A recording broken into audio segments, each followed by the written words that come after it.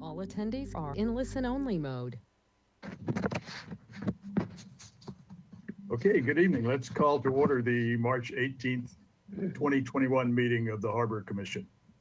And Ms. Rodriguez, would you do the roll call, please? Yes, of course. Commissioner Kramer? Here. Commissioner McCray? Absent. Commissioner Nelson? Here. Commissioner Sloan? Here. Commissioner Stanowicz? Here. Commissioner Stedman? Here. Chair Sly. Here. All right. Thank you. And staff, do we have any changes to the agenda tonight? Chair Sly, Harbor Commissioners, no changes to the agenda tonight. Okay. And do we have anyone signed up for public comment on issues other than those listed on the agenda tonight?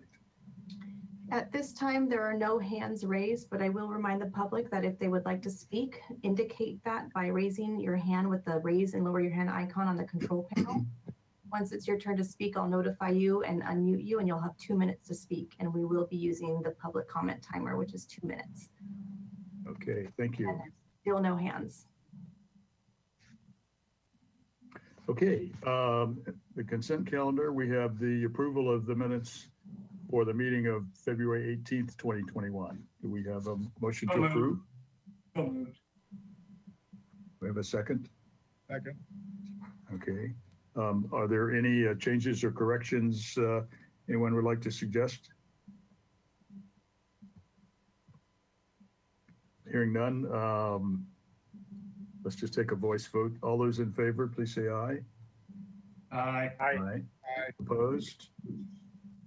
Okay, thank you. Moving on to department updates. First in line is the director's report. All right, good evening, members of the Harbor Commission and any public tuning in. Again, I'm Mike Wiltshire, the Waterfront Director. I look forward to another good meeting. And my part's pretty quick tonight, so unless there's any comments up front, I'll get into it. All right, hearing none. Next slide, Angela. All right, so as I've been doing to date at each meeting, I'd like to give a little status update on COVID and really how it's affecting the waterfront. So up on the screen now is the same graph you guys have been seeing the last few meetings. It's the confirmed number of positive cases in Santa Barbara County over time. And so this has been since last March, since this thing started. So this really clearly highlights that large winter spike in November through February. The good news now is that our case rate is trending really low, really almost as low as it's been since the pandemic began last year. So if you look closely, I'd like to point out that thin red line. So that's representing a daily case rate of 32 cases per day. And so that's our threshold to kind of our trigger point to move down into the less restrictive red tier. Next slide, Angela. So at the time of making this presentation, it was a little different, but as of yesterday, March 17th, the County of Santa Barbara met the required thresholds and officially dropped down into that less restrictive red tier. So this graphic on the right shows the entire state of California broken up by counties. And so this is kind of showing that a vast majority of counties within California have now dropped down into the red tier, with a few exceptions, both on the better and the worse. So a majority of these counties, including LA and the counties south of us, moved into the red tier yesterday as well. So this was kind of a big day yesterday. Moving into the red tier really does have some pretty significant impacts to the waterfront. So some of the major changes is the red tier allows for 25% indoor dining, which is really huge for our waterfront restaurant tenants. So especially still being the cooler winter, spring months, this really allows them to kind of expand and open up a little bit. I'd say without a doubt, this will draw more folks down to the waterfront and kind of establish them, get a little way to increase business and kind of get on our way with this path towards recovery. In addition to restaurant tenants, museums and aquariums are allowed to open with 25% indoor capacity. So some other good news. So the Santa Barbara Maritime Museum has opened its doors as of today. And so they're open to members on Thursdays and Fridays and open to the general public on weekends. In talking to Greg Gorg over there, this is really great news. Their doors have been closed for a little over a year. They've kind of been shut since this all began. Additionally, the Sea Center on Stearns Wharf is open from Wednesday to Sunday with some activity occurring inside the museum as well. And yeah, this is just kind of showing a really good trajectory. So things are kind of getting back to some semblance of normal. The waterfront is somewhat vibrant again. It's nice to see everybody operating safely and kind of getting a little more room to do business. Additionally, on the vaccine front, so also good news, I think, the county is kind of steadily increasing their number of vaccines being given. I don't have a ton of information on that tonight, but if there's really if you need any information on what tiers we're in or case rates or vaccines, the county public health website is really, really useful. I put their website here, or you can just Google Santa Barbara County Health and they've got all the data and all the information kind of readily at hand. It really is sort of my main source of keeping up with all this. Next slide, Angela. All right, so this was kind of neat. The County of Santa Barbara recently approached us, the waterfront and the city, to see if we could help with a location for their mobile COVID testing bus. And that's it in the picture right here. So in working with them, we offered up a portion of the Cabrillo West parking lot. So in the non-summer months, this is really kind of a minimal impact to our operations and parking operations, as well as the Parks and Rec department. And we really feel this is kind of a good way to work collaboratively with the county, and it's just such an important thing. So this mobile test center it's up and running now. It's going to be on site for 4 weeks from March 15th through April 9th. I'd like to stress that testing appointments are free. They're open to the public, open to anybody. Appointments do need to be made online. There's a website there on this slide, or again, you can Google Santa Barbara County Health and there's a kind of a button for testing. I went down there on Tuesday morning to check it out myself and see how the system went, and it's really efficient, really kind of really well-run way to get tested. I was in and out of there in about 5 minutes, got tested and got my results in kind of 12 hours texted back to me. So really efficient way to get tested. So I kind of recommend anybody, if they need that service, or it's there and it's free. That's it for my COVID update. Are there any questions or comments from the commission on anything to do with COVID or going into the red tier before I move on?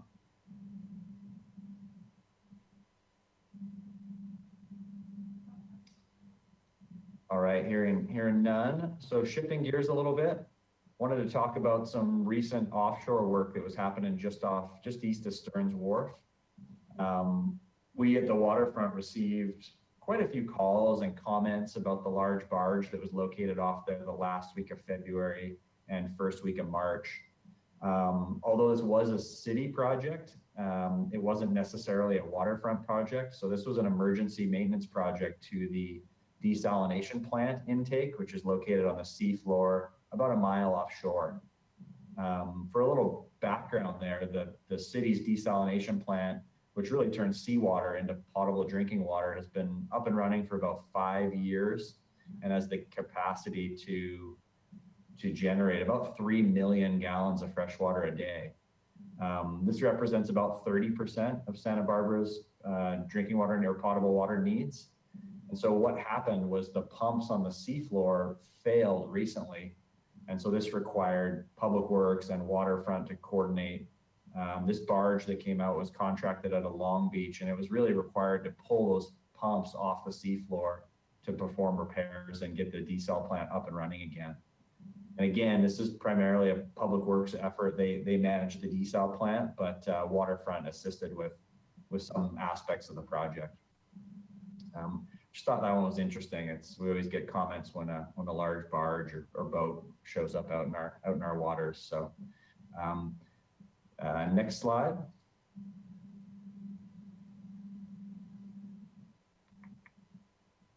Oh, that was it. I'll stop there. Was there any questions on that desal intake or that barge that was doing work? Yeah, Commissioner Kramer.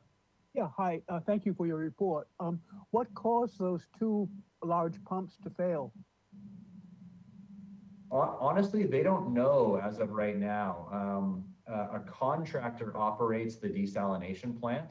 And so there's a little bit of finger pointing going on where the city is trying to say that it was sort of a mechanical failure due to corrosion, and the contractor is kind of pointing back with some other reasons. So I don't know where that's going to land right now, but as you can imagine, pumps operating on the seafloor taking seawater in is a pretty corrosive environment. So there's really any number of things that could have gone wrong, but there's a little bit of finger pointing going on right now. How many large pumps are there? I mean, it seems pretty dramatic to have two large ones fail at once. There is only two. And so what had happened is one had failed about 6 months ago. So they were running on the backup one, trying to get parts in for the one that was down. And so then the second one, the backup pump, failed as well. And so the desalination plant was down for this whole time. And I don't believe it's up yet. And so the company is kind of taking those two pumps and making one good one out of it because they've had a real hard time acquiring parts and replacement equipment. Oh, well, thank you. Any other questions on that? All right, no, hearing none. All right, so my last slide, just the usual little list of tentative agenda items for our future meetings. So this isn't exhaustive, but firstly, and as to be discussed later in Mr. Engebretsen's Harbor Operations Report, we're going to be going through the process of holding a lottery for an available 20-foot slip, which is kind of exciting for me. It'll be the first time I've gone through that process. Additionally, we're working on and will soon update the commission on the East Beach mooring permit progress. And then we have a tentative item on there for the County Air Pollution Control District, the APCD, to speak on their programs and regulations and everything kind of with respect to marine engines. So I believe that one is sort of tentatively scheduled. If there's still an interest in that, we can make that happen. And finally, we'll ultimately have an update at some point from the slip assignment subcommittee. So these meetings are progressing. There's still a couple more that are probably going to occur in the hopper, but I'd imagine within the coming months, the Harbor Commission will get a report on what's been going on there. Any questions on what I've presented on before I pass it over to Mr. Bossy?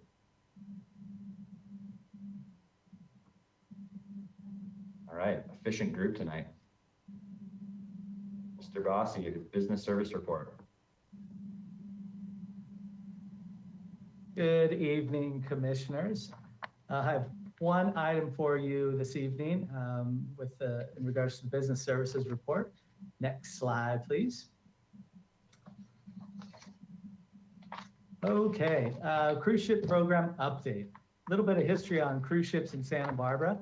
They began to visit the city of Santa Barbara back in 2002. It was pretty hit and miss for a number of years there. However, the visits became more of a regular thing back in 2009. That was a number of ships were rerouted from their points of their ports down in Mexico and shifted over to Santa Barbara. And we were happy to accommodate them. Our cruise ships are limited to our non-peak seasons, basically September through May. So roughly mid-September after Labor Day, and then we shut them down before the Memorial Day weekend. So it's the shoulder season. It's when those tourists and visitors are most needed in our downtown and our waterfront. Now in 2013, Visit Santa Barbara conducted a survey and found that local impact, financial impact of cruise ships was a positive $2.4 million. So these people are getting off the ship, they're going downtown, they're going to the waterfront, they're eating, they're dining, they're shopping, they're doing everything in between. So it's a significant economic impact, positive for our local economy. And cruise ships continue to receive strong support. Visit Santa Barbara, downtown Santa Barbara, and the Regional Chamber of Commerce. Next slide, please. Now, just like basically every industry, COVID-19 has had a significant impact on the cruise ship industry. They did not escape this by any stretch of the imagination. The localized economic impacts of COVID-19 took hold in mid-March of 2020, just over a year ago, as I'm sure you're all aware. The cruise ship industry was one of the first to feel those, and they immediately canceled all of their spring ships, which is a total of 10. A few months after, they also canceled all their fall ships to the tune of 14 cruise ships. And then they also canceled all this spring, which was, we were on schedule to have about 15 cruise ships this spring. Our last cruise ship visit was on March 4th of 2020. And again, as I just mentioned, all ships have been canceled through May of 2021. Next slide, please. So the cruise ship industry, like every other business, is chomping at the bit to get back out there and do what they do. They are developing a number of industry protocols for safe sailing. And a few of these include the establishment of laboratory testing of crew on board the cruise ships within US waters. They're also requiring cruise ships to do 15 simulated voyages designed to test a cruise ship operator's ability to mitigate COVID-19 on cruise ships. They're also developing a formal certification process. Next slide, please.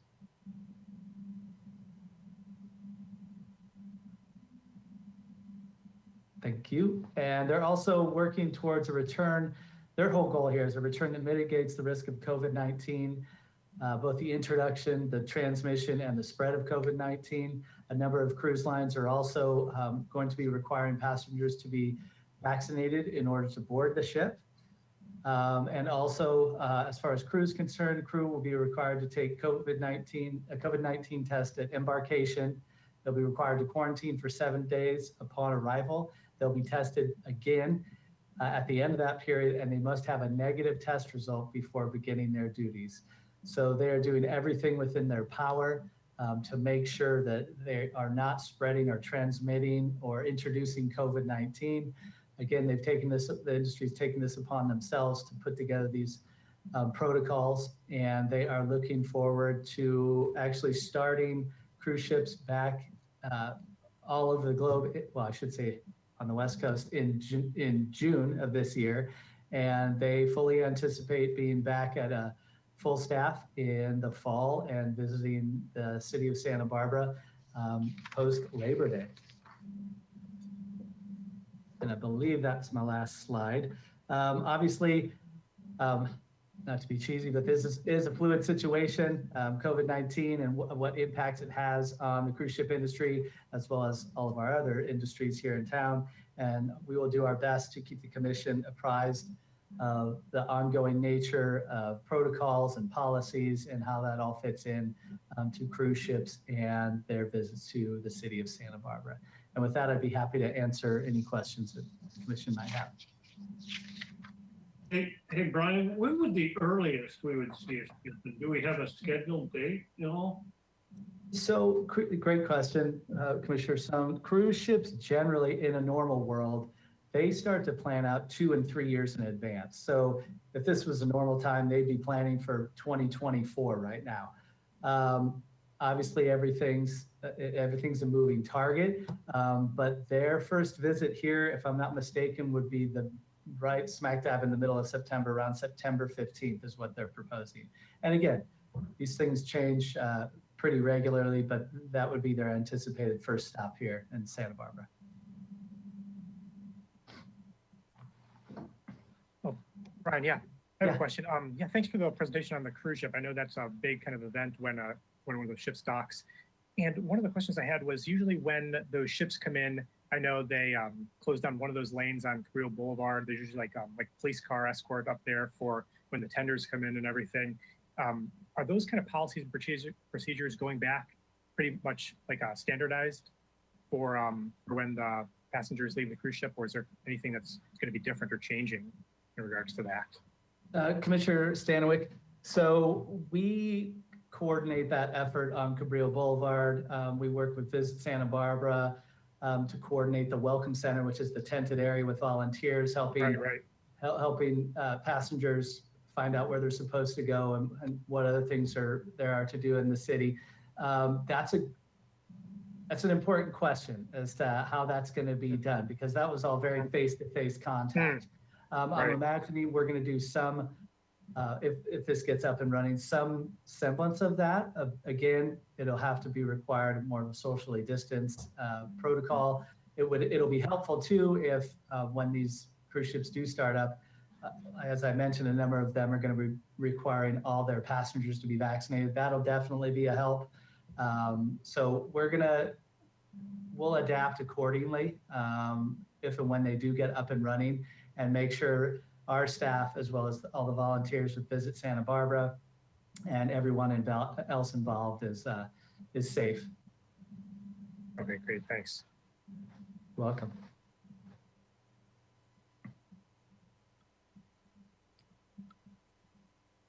Okay, Okay, thank you. we're going to move to item 4, the facilities management report.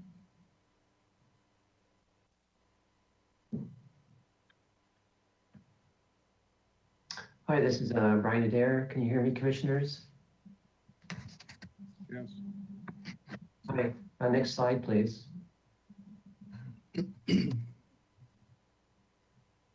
I'd like to give you an update on the underground storage tank replacement project. B&T Service Station contractors mobilized on March 8th and removed 4 existing underground storage tanks on the afternoon of March 17th. While excavating the perimeter of the construction site, after the tanks were removed, an 8-inch sewer main was broken on March 17th. That would be yesterday, but was repaired within 3 hours by Tierra Contracting and put back into service. Construction is expected to be completed by the end of May 2020. Next slide. This is just a refresher orientation of where the construction site is. Next slide, please. The picture on the left shows the old tanks that have been removed. And the photo on the right is the way that the site looks currently today. In the background, you'll see a turquoise pipe. That's the section of pipe that was broken on the perimeter of the construction site. Next slide, please. Is there any questions on the underground storage tank? Yes, was there any soil contamination found when they took those old tanks out? That lab report was due today, but they still have not received it.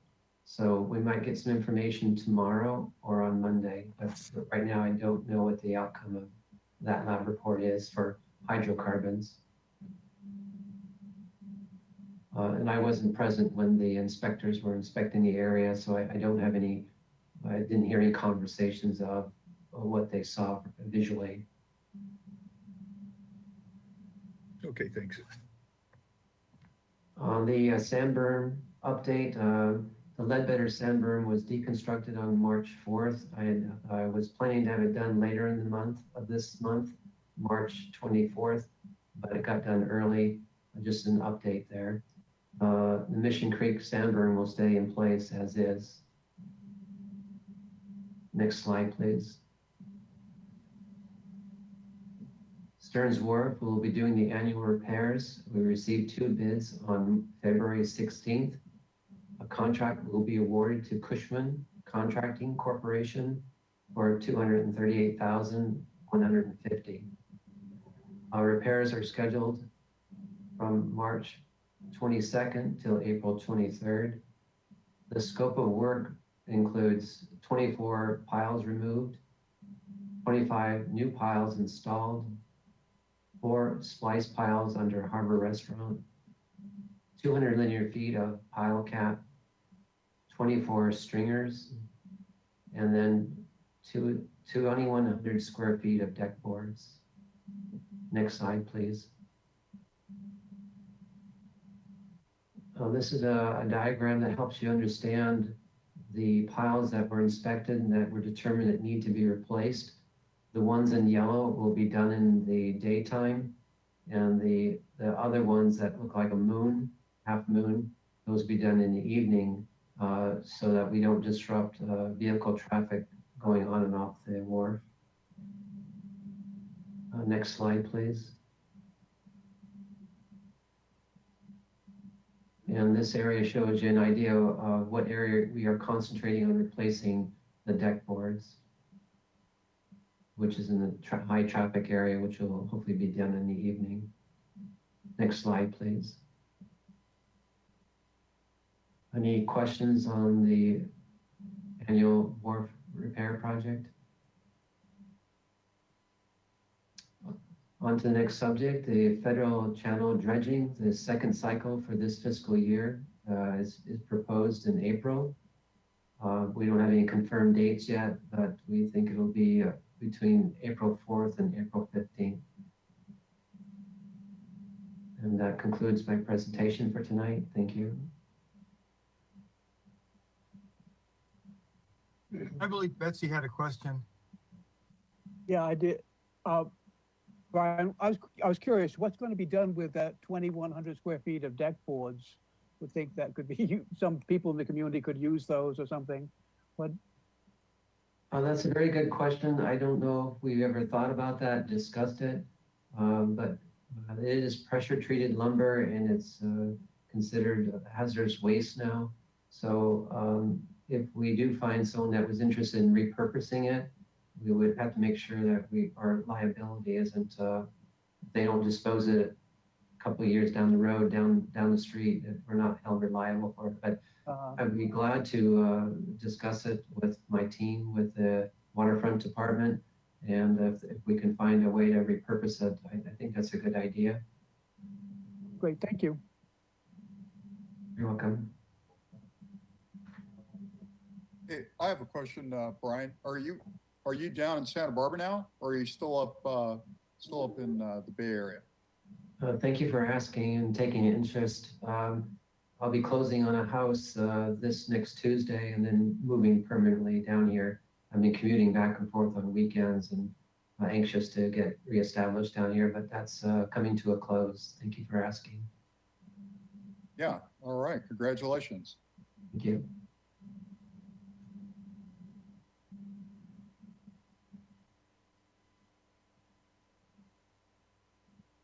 I think you're muted, Lang. All right, I am. I gotta get the green stuff going. Let's move to item 5, Harbor Operations Report.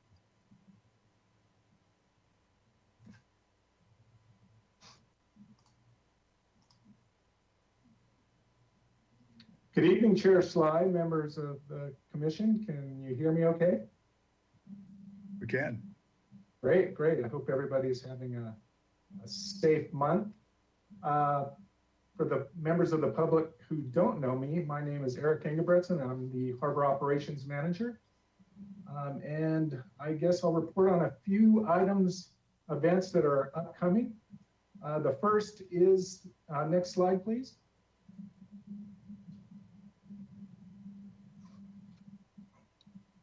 Is Wet Wednesday. Members of the Yacht Club have collectively gotten together and they're continuing with Wet Wednesdays. They're doing it safely. The races began yesterday, the 17th of March, and will run through October 14th. Folks wishing to participate must be a member, the boat must be a member of the U.S. Sailing Association or recognized clubs. The courses are, they vary in length 2 to 8 miles depending on wind conditions. And the races will begin on Wednesdays at 4:45 in the evening. Again, due to COVID restrictions, and this was at the time of this report, the yacht club was not hosting any post-race barbecues until any of those restrictions were lifted. That may change soon, but they have been very receptive and very responsible and proactive during this COVID era. For more information, you can contact the Yacht Club at the phone number provided below, and I believe you can reach them at www.sbyc.org. Next slide, please. Operation Clean Sweep. So 2 years ago, it would have been the 13th annual Operation Clean Sweep, but we had to cancel it during a weather event, and then again during, of course, the pandemic. This year, it will be scheduled for Saturday, May 15th. In pre-COVID, total weight of debris removed from the ocean floor in the harbor was 21.2 tons.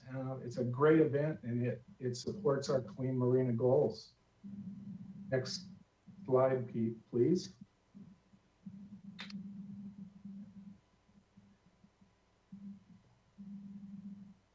So in a quick wrap here on what the volunteer groups do, we have volunteer divers, and then again, we have topside workers that gather some of the materials and then take those up to an awaiting dumpster, which in this case, for this event this year, will be located on the north side of the Harbor Master Building. Next slide, please.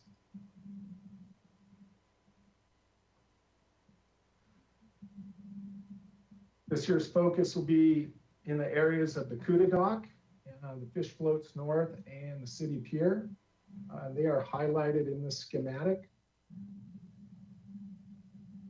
And for those that want to volunteer, please contact me at the phone number listed, 897-2587, or e.ingebretson at santabarbaraca.gov. Any questions on Clean Sweep? Hey, Eric, I think I recognize somebody in that one picture there. Just wanted to encourage, thank you very much. I just wanted to encourage everybody that this is a great event. So regardless of experience, come on down and help out. And it's a really fun event. And you get to contribute to helping keep a clean harbor. So come on down. Yeah, hey, I have a question, Eric, because we're going to be under these COVID safety protocols. Are we going to buy food like you normally do and provide that for the volunteers? Yeah, Commissioner Stedman, yeah, correct. We would still provide a lunch and still practice and adhere to COVID safety protocols during that. So I think we're all outside, can be in different areas and still enjoy a deli sandwich. So yes. Those are the best deli sandwiches I've ever had. So I don't know where they come from, but they're really good. Okay, so you're kind of putting me on the spot. I'm going to have to really do my research and find out where these sandwiches were made. But I'll do my best. I think Jeanette knows. Jeanette knows where they were purchased. Great.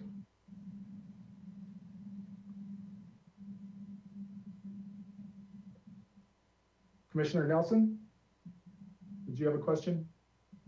No. All right, next slide, please.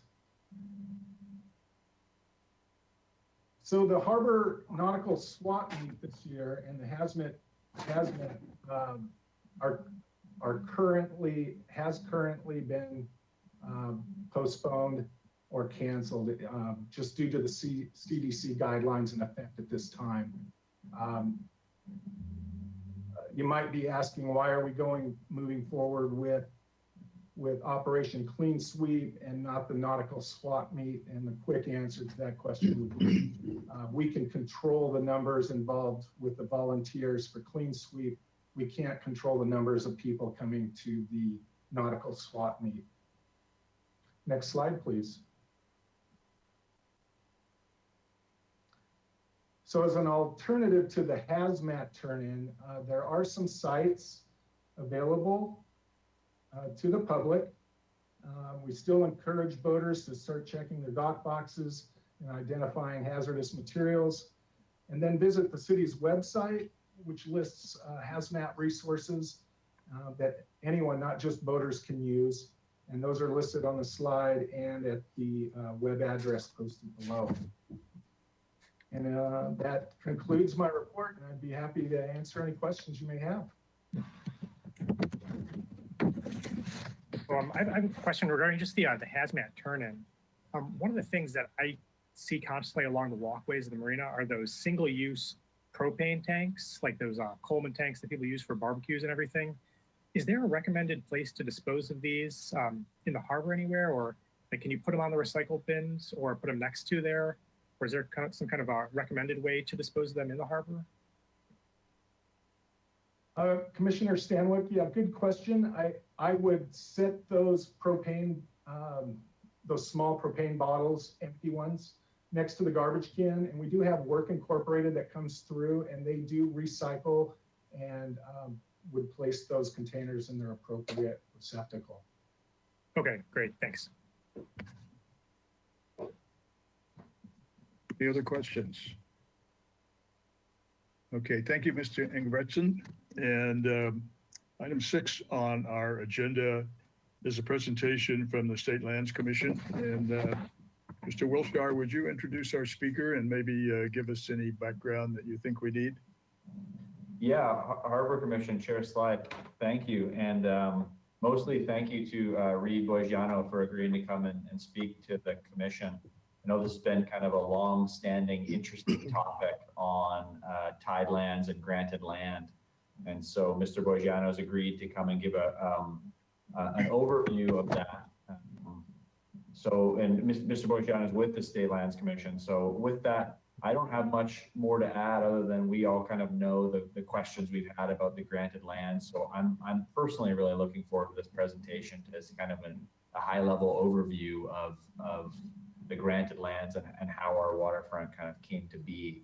So with that, I'll turn it over to Reed Boigiano, and thank you again for presenting tonight. Yeah, thank you so much, Harbor Commissioners, for inviting me. We always really appreciate the opportunity to kind of give this overview to the state's trustees. And congratulations on moving to the red tier as well. We just moved a couple of days ago to Sacramento. It's really nice to get some normalcy, a little normalcy back. My name is Reed Boigiano. I'm the Granted Lands Project Manager for the State Lands Commission. And as you probably know, the City of Santa Barbara is a trustee to the state's sovereign public trust lands. And so I thought I would kind of start with a brief historical context of the state's sovereign lands and kind of general ownership and water boundaries, and then go over the city's legislative granted lands and the State Lands Commission's role and the city's role and responsibility in managing those lands. And then finally, I feel like no State Lands Commission presentation would be complete without a little bit of the public trust. So I thought I'd give you a little brief overview of the public trust doctrine as well. Next slide, please. So what are sovereign lands? In 1850, when California became a state, California inherited all the natural navigable waterways, and all the tide and submerged lands 3 miles out into the Pacific Ocean. And we call these lands sovereign lands or public trust lands, and they're to be held in trust for all the people of California. A question we get asked a lot is, where are the deeds to these lands? But because the lands are sovereign in nature, there are no deeds. So generally, we're able to figure out where the state's boundaries are by determining where the mean high tide line is or where the mean low water line is. So in tidal waterways, the extent of the state's ownership is to the mean high tide line. In non-tidal waterways, it's to the mean low water line. Except for when there's been a boundary line agreement, the state's land boundaries are ambulatory, which means over time that boundary moves. So in order to determine kind of where the exact boundary is at a given time, a survey would need to be performed, which averages and takes into account the past 18 years of the mean high tide line. So for where the boundary could be today, it may be a little different a year from now. The State Lands Commission is is a land owning agency, not a regulatory agency. So we manage the state's sovereign lands to protect and enhance the land and resources that have been entrusted to our care. We manage about 4 million acres of land all the way north to Klamath River, down south to the Tijuana and Colorado rivers, east to Lake Tahoe, and west 3 miles offshore to the state and federal offshore boundary. And similar to the city, we issue leases on property under our jurisdiction. These leases range from recreational piers to offshore oil and gas facilities and every public trust use in between. We're governed by a 3-member commission that's made up of the lieutenant governor, the state controller, and the governor appointed director of finance. And all decisions are made at our public commission meetings that are held approximately every 2 months. Next slide, please. So in 1911, the state legislature began enacting statutes granting the sovereign, tied, and submerged public trust lands to local jurisdictions, and we call these granting statutes. There's over 70 of these local jurisdictions in California, the city of Santa Barbara, of course, being one of them. And we typically refer to these local jurisdictions like Santa Barbara as a trustee. Trustees range from counties, cities, ports, and harbor districts throughout the state. And we refer to the public trust lands that are granted to these local jurisdictions or trustees as granted lands. So the trustee holds these granted lands in trust with the beneficiaries being Californians. And as part of the trust, these lands can never be sold, and they can only be used for public trust purposes consistent with the common law public trust doctrine. The original idea behind these grants were that it would benefit the state to transfer these lands and the resources in trust to the local jurisdiction. So the local jurisdiction and the state could kind of reap the benefits that waterfront development brings to the economy, but at the same time ensuring that these lands are kind of managed in the best interest of the state. So this here, I kind of included a little snippet of Santa Barbara's first grant. I know it's pretty hard to read, but all of these granting statutes can actually be found on our website. So this is Chapter 78, Statutes of 1925. So the first grant was in 1925, and there have been 4 amendments to the grant since then. All of the state's granting statutes, again, are found on our websites, and they're really important because they govern how the trustee can utilize the lands that have been granted to them. They vary in formatting, but usually the terms and conditions of each granting statute, they're a little different depending on the unique situation of the trustee, but they'll almost always include kind of the area that's granted to the trustee, the uses that are permitted on the trust lands, and the lease term restrictions. So Santa Barbara, for example, is limited to issuing a maximum lease term of 66 years. And sometimes these granting statutes will also outline other requirements for certain state lands commission approvals or notification requirements that have to happen prior to a specific action.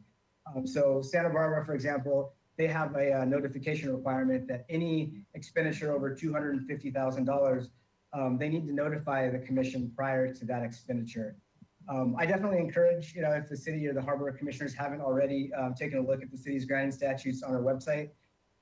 There are 5 total, including the original one and the 4 amendments. And the most recent one was in 1975, and it covers a pretty wide range of allowable public trust uses. Next slide, please.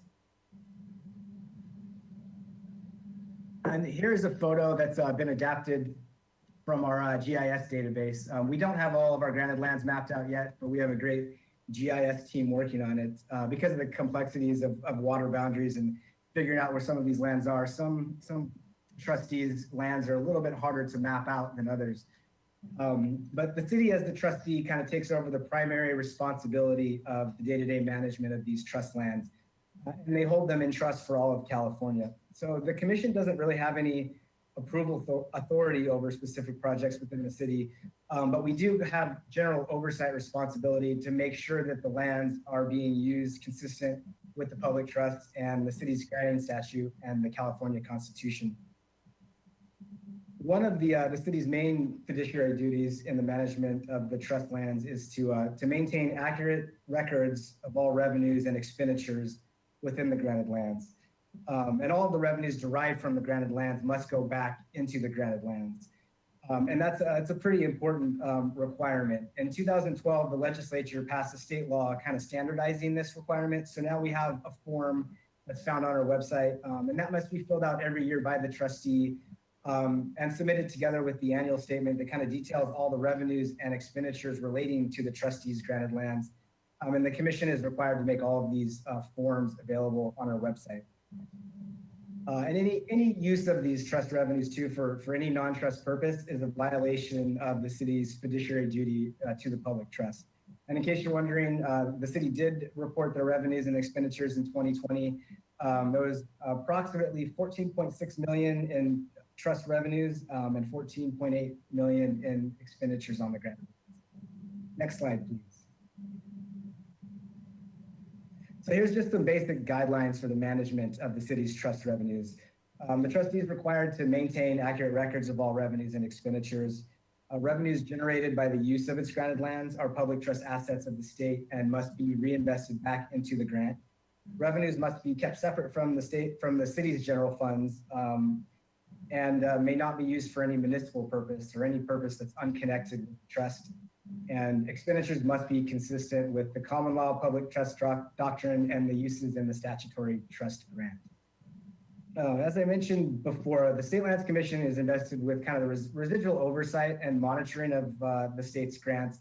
We take more of a supportive role. So we'll meet informally with trustees to discuss projects, help answer any land management questions, or help analyze a particular use if it comes up to make sure that the trustees the use is consistent with the granting statute and the public trust.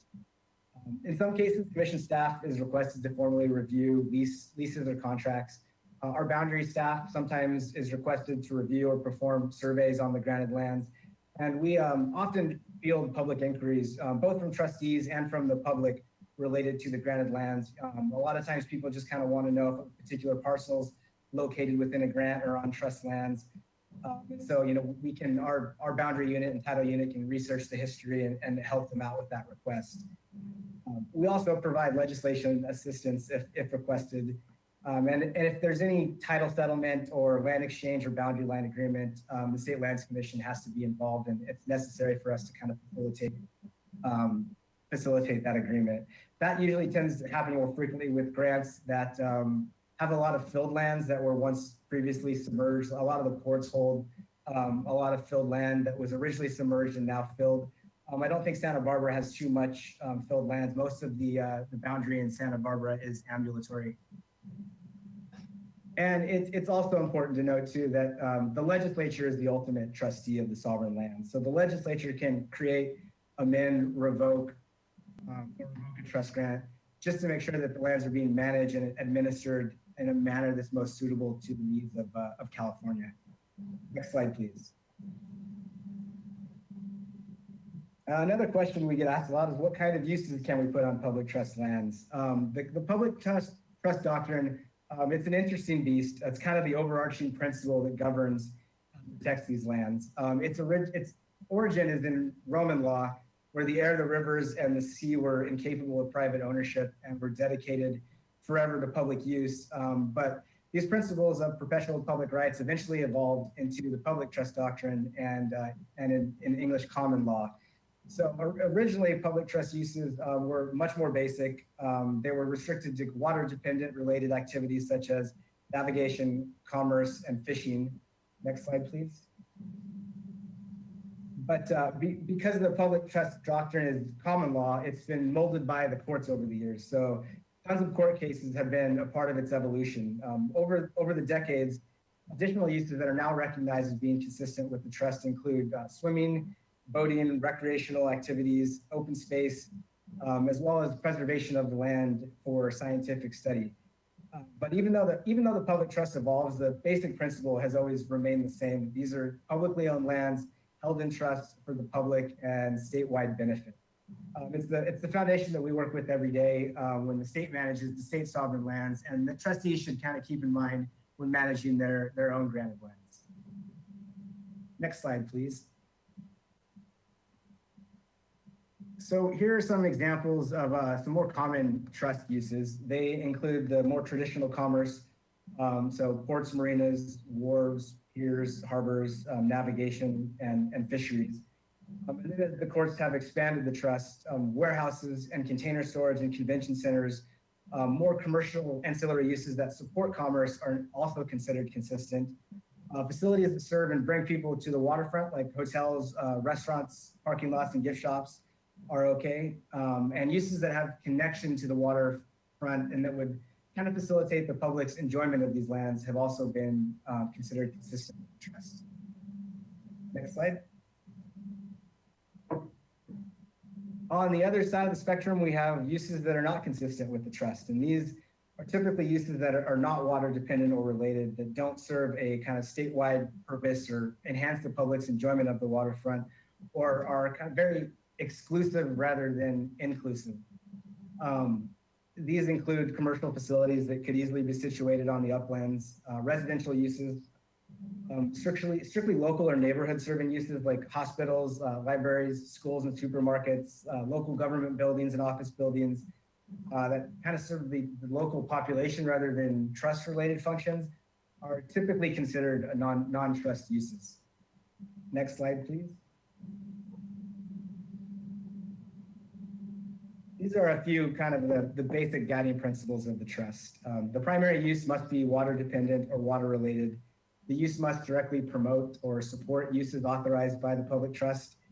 And the use must accommodate or enhance the statewide public enjoyment or benefit from the trust lands, not just provide a local or municipal benefit. Again, the overarching principle of the trust is that the trust lands are assets belonging to the statewide public, and they're to be used to promote water dependent and water related uses. And they need to be beneficial to the statewide public rather than serving a local community. But not all uses are black and white, and sometimes it's kind of hard to determine whether a use is trust consistent. Sometimes they kind of fall into the middle of the spectrum, so kind of into a gray area that doesn't fit into traditional trust uses.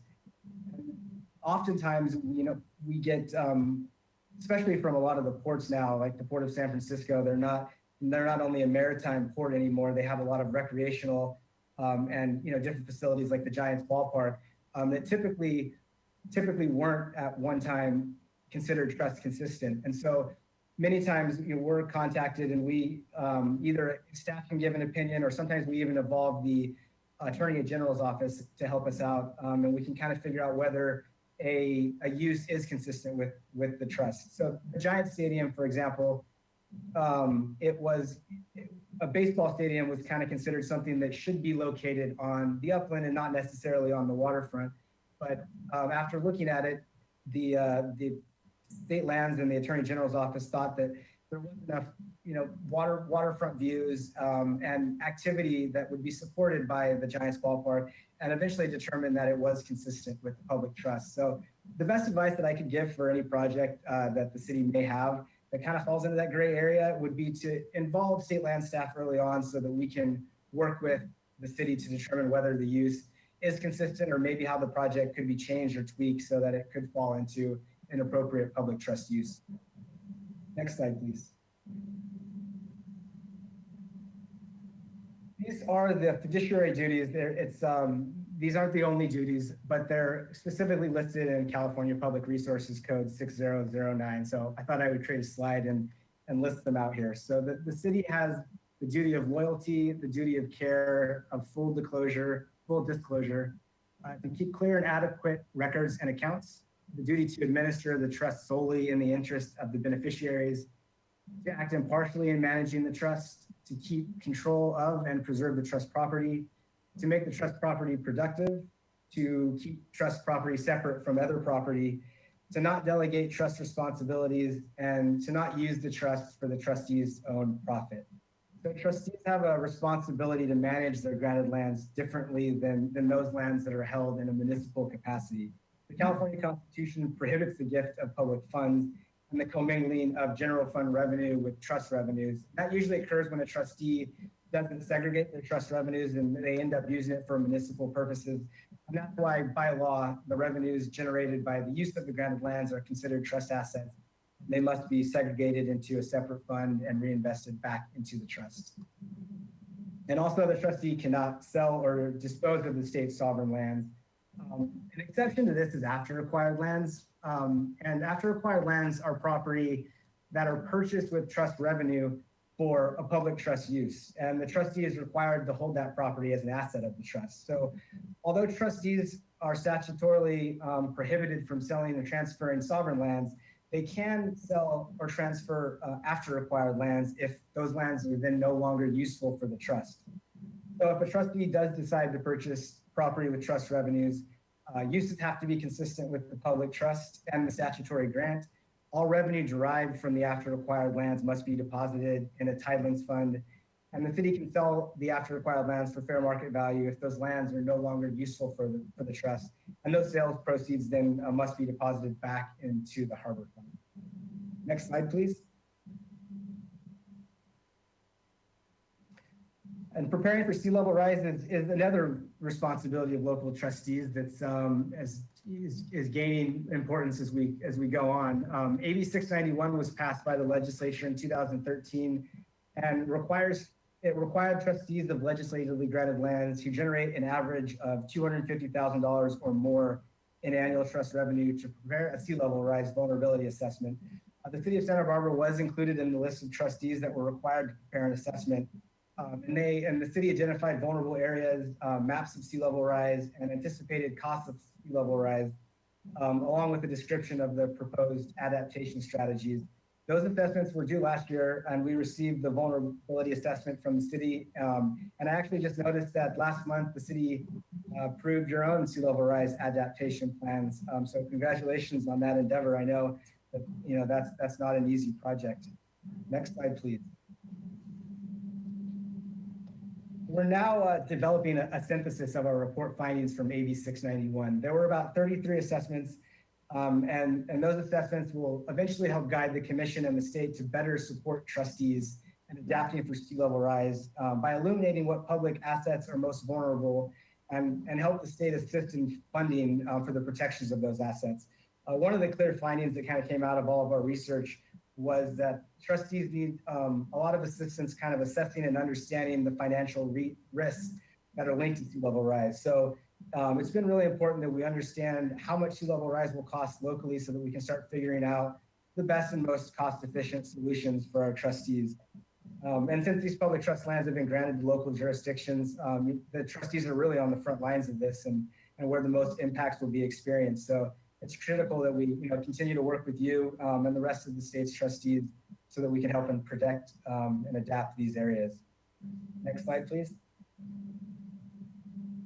And that concludes my presentation. I'm happy to answer any questions that you may have.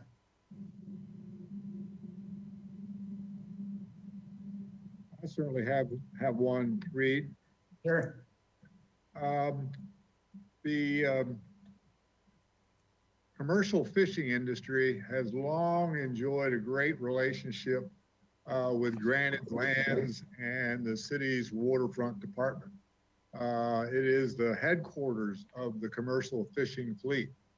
Almost every pound of seafood that's unloaded from the channel is unloaded at City Pier on trust lands. So we are very grateful and fortunate to have an abundance of granted lands in Santa Barbara. There is a master plan, a harbor master plan that was developed back in the 90s specifically for the harbor. And one of the projects it envisioned was providing gear and boat storage for the commercial fishing industry. But at the time, the Coastal Conservancy had provided us with a grant, and we had leased property that we could use for the purposes of gear and boat storage. Nonetheless, the Harbor Master Plan specifically referenced the need to address the gear and boat storage requirements of the commercial fishing industry. Well, long story short, the commercial fishing industry is about to lose the lease, or it's on a month-to-month basis, because it's located in an area which is ideal for hotels and tasting rooms and all sorts of things that have nothing or little to do with commercial fishing. So the city council has recently joined the local nonprofit, the Commercial Fishermen of Santa Barbara, to try to identify and locate a site on public or private property to, in fact, establish this gear and boat storage area.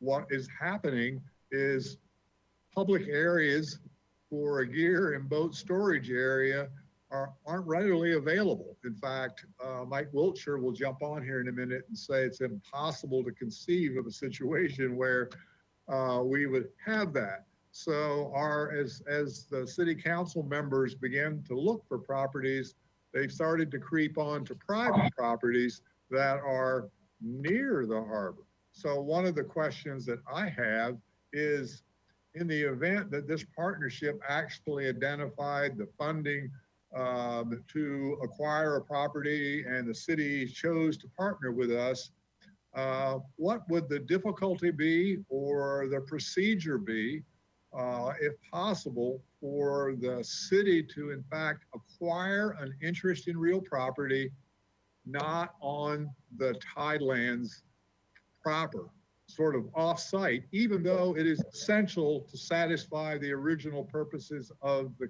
granted conveyance? Yeah, I think that would be considered an after acquired land. And I think, you know, boat storage for commercial fishing would be considered a trust use.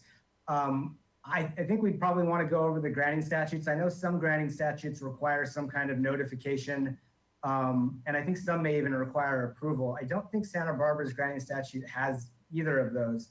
But I think we would like to be notified anyway. But yeah, the city, as long as it's for a trust use, the city could spend that money on upland property to purchase for that use. And those, you know, they could lease out to the commercial fishing, and then all those lease revenues would have to go back into the harbor fund. But yeah, I don't see any issue with that. As long as it's used for a trust use, the moment that it stops being used for a public trust use, it would have to be, you know, sold for fair market value. Thank you very much. That's a good answer. The second question is, we have, the Harbor Commission has formed a committee to look at the assignment of slips, or essentially slip transfers. So you have a private interest, a private interest in public property has been conveyed by to sell the boat and the access to the slip as well. The Public Lands Commission in 1982, in partnership with the AG's office, took a look at this practice. And they basically said to consider two things. One, to phase out of allowing slip transfer that allowed the conveyance of a public interest, a private interest in this public property, and do that over a period of years. Or two, make certain that if you were going to continue the practice, that you acknowledge the value, market value of the state's property, the public trust land itself. So as we wrestle with this issue, because there has been some concerns expressed by our slip holders, we're trying to figure the best way to do this. And I've roamed around the website and looked at some examples, and one of them was in Newport, in Newport Harbor, where they literally did fair market value appraisals to be able to establish how the slip fees as well as a slip transfer, so to speak. And then in their study, they essentially pointed out and said that there's another way to do this, and that was done by the State Lands Commission in Huntington Harbor, where apparently you may have actually created a methodology to assess the value to lease a slip or convey a permit. So I'm curious if you are familiar with that, and whether or not we could talk with someone who is. Yeah, I would absolutely be the right person to talk to. I did work a little bit with our appraisers with Huntington Beach and Newport Beach as well. It's slip transfers is really kind of a complex and controversial issue. So it's one that kind of Newport Beach approached us. I think it was 4 or 5 years ago, and we did kind of work with them on that appraisal. And it's something that I'd be happy to work with the harbor commissioners or the city staff to kind of help you along. I know that there was a study a long time ago that was done, and I'm sure we have that somewhere. We can probably, I know everyone that probably worked on that in the AG's office and at State Lands is probably retired by now. But we're happy to do some research and kind of dig that up and find ways that we can assist you with that, definitely. Well, Mike Wiltshire will definitely be in touch with you because the committee is meeting regularly to go over this, and we're trying to bring everything to a head and make a determination whether or not we can consider or pursue different methodologies in establishing the value of this. And so your weighing in at one of those discussions would be extremely valuable. Yeah, absolutely. I'd be happy to get our appraisers involved in that. That's super. Thank you.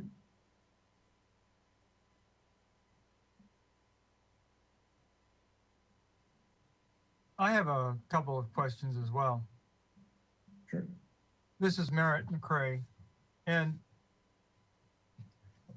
in the past, we have helped support public transportation system offered for free to the passengers throughout the city. And we supported a couple of lines that went right along the waterfront. It seems to me that that could potentially be problematic, and I was wondering what your feeling on that was. What kind of public transportation is this? Rail? They were actually little buses. Oh, buses. They look like trolleys. No, I don't see any problem with that at all. I mean, I if anything, I think that kind of promotes access to the waterfront. That's great to hear. And then I also, I've looked quite a bit at how fishing access works on previously state lands. And the California Constitution, Article 1, Declaration of Rights in Section 25 lists a right of the people for fishing access. And we actually kind of set aside areas on our pier for public fishing and close other areas that we think are kind of perhaps more dangerous for people to be fishing from, either from their safety's perspective or from the safeties of passersby. Could you comment on that? Yeah, I think that doesn't mean that anyone can fish, anywhere. There's definitely, safety issues and certain areas that, that just, public fishing interferes with another trust use. So I think it mainly means that, there has to be some, the whole waterfront can't be blocked off from fishing. But it's understood that, not every place along the waterfront, someone, can or should be able to fish. Thank you. I have a question for you. So when you look at that kind of graphic that you had that showed the Thailand grant areas in Santa Barbara, I think it was slide number 4, it kind of shows it carved out for the Ledbetter and the Harbor commercial area. That little triangle there, that kind of juts out there. Yeah. Is that true? So the Harbor commercial area and Ledbetter and all of that is not part of the Thailand grants? You know what? That's a good question. I know this is a new map that our GIS team, I know if you go to our website, I wonder, I don't want to do it right now in the interest of time, but our original GIS layer, I wonder if it also carved that out. I don't know. I'm happy to look into that for you. I'm really not sure what the reason for that carve is, but I can definitely get back to you and figure out whether or not that area is in the grant or not. Yeah, it'd be interesting to understand.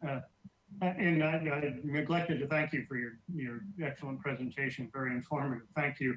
I just have a couple of questions about more curiosities. So can we get a copy of those the grant amendments that you talked about in the first couple of slides there, and you asked us all to kind of review them? So maybe, Mike or Angela or somebody could forward them to us just so we can kind of read through them. Absolutely. They're all on our website. I can send you the link to Santa Barbara's page. Not only are the granting statutes there, but we also have all of the old staff reports that were ever taken to our commission for any type of approval, as well as any boundary line agreements, and all the city's past financials too that were submitted are all on the city's page. And I can definitely send you the link to that. That's great, thank you. And if you just made me think of something else, is if you do know which of the reports discusses the slip permit transfer that Mike mentioned earlier, if you could highlight that or let us know which one it is. And if you don't, that's fine, we can dig through it. But if you happen to know which one, it'd be great rather than to have to read through them all ourselves. You know what? It might not. That kind of happens within the regular order of trustee business, and I don't know if it's specifically called out. I doubt that it is called out. The last grant was 1975, and I'm not. They may or may not have had slip transfers in mind back then.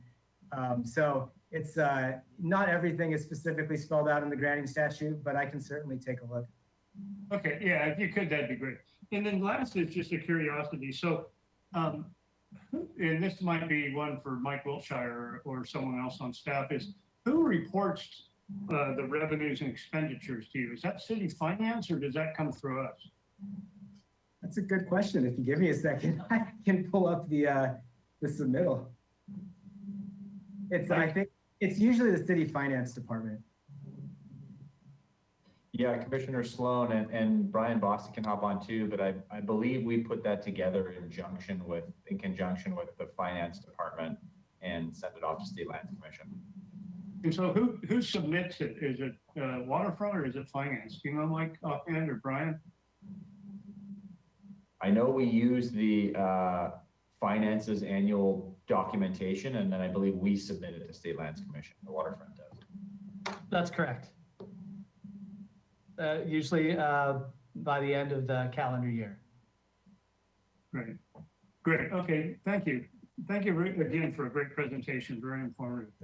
Sure, thank you.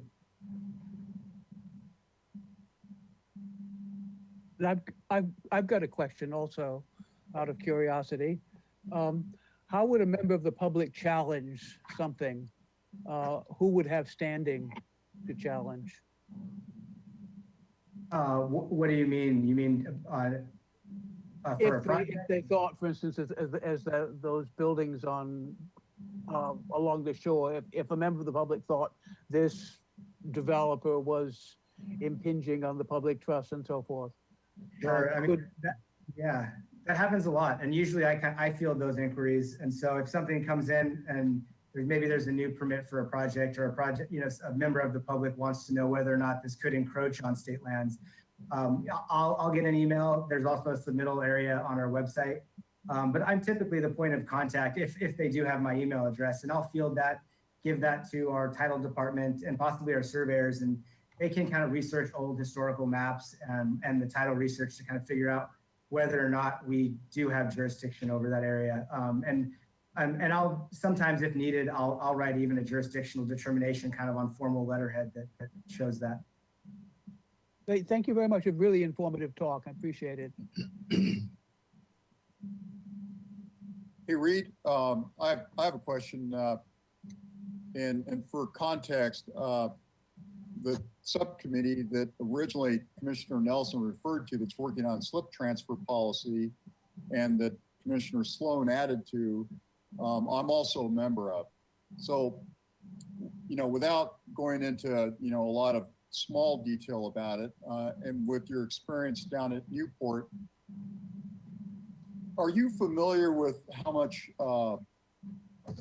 friction there was in terms of implementing that eventual or the present slip holder transfer policy? I don't remember. I think there was a little bit with the actual slip holders and the city. I don't remember how controversial it got, but I know there was some controversy. Yes. Okay. Because I know, we've been discussing the finer details of, how to arrive at, some kind of revised fair market value calculation and going back and forth internally. But I know, Jim, Sloan, you actually raised that question, about the stakeholders down in Newport and how that would face off with, our overall context in Santa Barbara, kind of apples to apples. So I was just interested in hearing your opinion on that, Reed. And it's hard to do apples to apples. We realize, every grant, there's, they all have their own nuances, and it really is a complex issue. Yeah, and one of our discussions is, do we do an appraisal, as was mentioned about Newport, or the other option is to actually go with the value, the proceeds received for that slip transfer, the actual cost of it, so to speak, the fair, not just the fair market value, what someone paid for it, and do a percentage of that. Do you have a feeling for whether you just use that versus an appraisal? And do you have a thought on that? I don't. I'd have to kind of rope in our appraisal unit and kind of figure out. I wasn't directly involved with their calculations and the appraisal that they did. I think I kind of saw the end result of that. So I'd really probably have to talk to our appraisal department about it.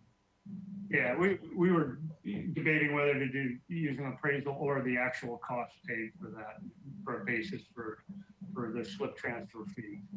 So, Read the city of Avalon basically has a ordinance that says you pay 5% of the sales price as the fee. So you present the bill of sale to the waterfront director and pay your 5%, regardless of how expensive it was, and the transfer occurs. Has the state lands looked at that and approved that type of process? I don't know. It hasn't, I don't think, come to light in the last few years. I'm not really sure what Avalon's process is. Okay. Yeah, you can obviously see that this is something we're wrestling with, so. Yeah. Right. Yeah, I didn't mean to put you in the box on that one, Reed, but yeah, I'm happy to work with you if you'd like offline. Yeah, great. Thank you very much. Awesome. Thank you. Chair Sly, I just want to jump in and let you know that there is at least one public comment on this item. Okay, can we take that now? Yep, and anytime. Okay, let's do. The first speaker, or the person with their hand raised at the moment, is Christopher Voss. Christopher Voss, I'm going to unmute you and you may begin speaking now. It appears that you're self-muted at the moment. Good evening, Chair Sly and Harbor Commissioners. My name is Chris Voss, and I'm president of the Commercial Fishermen of Santa Barbara. And I'd like to thank the representative from State Lands for his presentation. Unfortunately, I missed most of it because I was detained doing something else. But I did catch your response to Mike Nelson's questions, and I appreciate the both responses to both of his questions. And I have a quick question on a different topic entirely myself, so bear with me just briefly. We're in negotiations with some of the wind energy companies that are proposing the experimental wind energy project off Point Arguello. And those companies apparently are also going to compete for the larger scale leases that are anticipated off of Central California in the larger wind energy areas. And we're also working with Kenny Bates in Eureka, who's pursuing a kind of revised cable committee agreement. So we benefited as a fishing community over the years because the cable committees receive resources from the communication cables that are put in the water as mitigation, and those committees allocate money to the fishing community through a granting process. We're wondering if something similar to that can be embraced by state lands in an effort to get at the challenge we face moving forward with respect to the impacts that the wind energy facilities with their cables are going to have on the fishing community, the spatial as well as the cable. So there's cable impacts as well as spatial impacts. And I hope you can briefly kind of respond if you have any information with respect to that issue. I don't. I'm happy to. Our land management division, I know, works on wind energy, and I'm happy if you'd like to email me. I think my email is at the end of the presentation, and I can connect you to the right people who may have more information for you.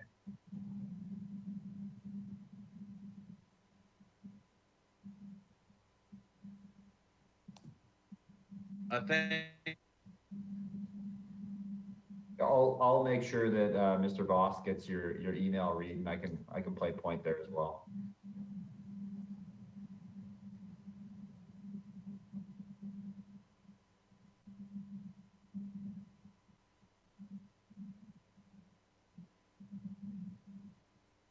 Yeah, you're muted. I'm muted again. I keep turning my mic off. Did we have a second comment on this topic from the public?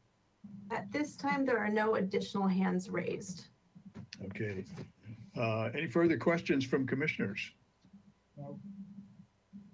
Well, Mr. Baggiano, thank you. That was, as several people have said, a very interesting and useful presentation. I think many of us didn't have a very good understanding of the granted lands issues. So we appreciate you taking part of your evening to come talk to us. It was really informative. Thanks so thank much you for very having much.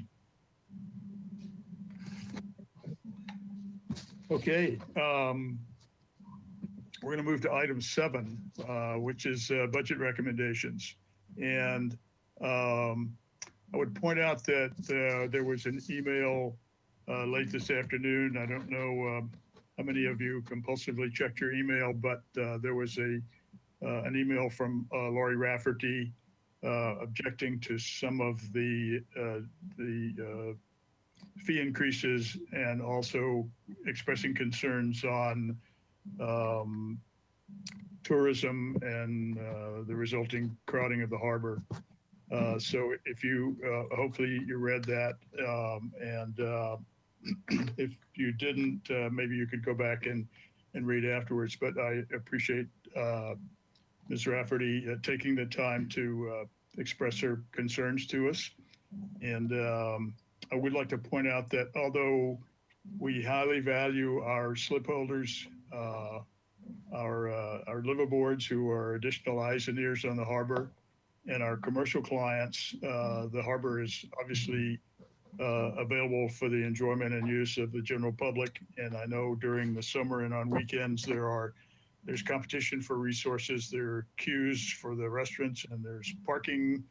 Parking is hard to get. I do think staff is very aware of these conflicts, and I feel that they do a good job of doing the best they can to try to minimize and resolve these things. So it is something that I think a lot of attention is being paid to. Having said that, I think this is probably item 7 is probably Mr. Bossi's time again.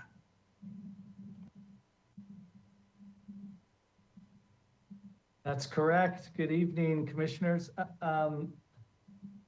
Real quick, Angela, do you want to read? Well, I guess that happens at the end, the recommendation. All right, so here we go. I'm here tonight to talk about our fiscal year 22 and 23 budget proposal. The city works in 2-year increments, so this is a 2-year budget proposal. We're really going to focus, for the most part, on the fiscal year 22 side of it. We'll also talk a little bit about 23, but realize that this isn't your only bite at the apple. We'll be back here next year talking about just the fiscal year 23. So it's part of just being nimble and working with the economy and putting together budgets that mimic what's going on in the local as well regional and national economic environment. So with that, next slide, please. So as far as the presentation outline, I'll be talking about our fiscal year 2021 year-end revenue and expenditure projections. I'll then talk a little bit about our fiscal year 2022 revenue assumptions, and then the fee adjustments that would go along with those revenue assumptions. I'll then move into fiscal year 2023 regarding revenue assumptions and proposed fee adjustments. I'll then talk about fiscal year 2022 and 23, our proposed expenditure package, and then talk about our significantly scaled down fiscal year 2022 and 2023 capital program.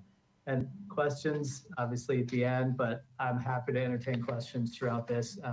Don't be afraid to jump on in. Next slide, please. Sorry, I did that one as well. Sorry, Angela.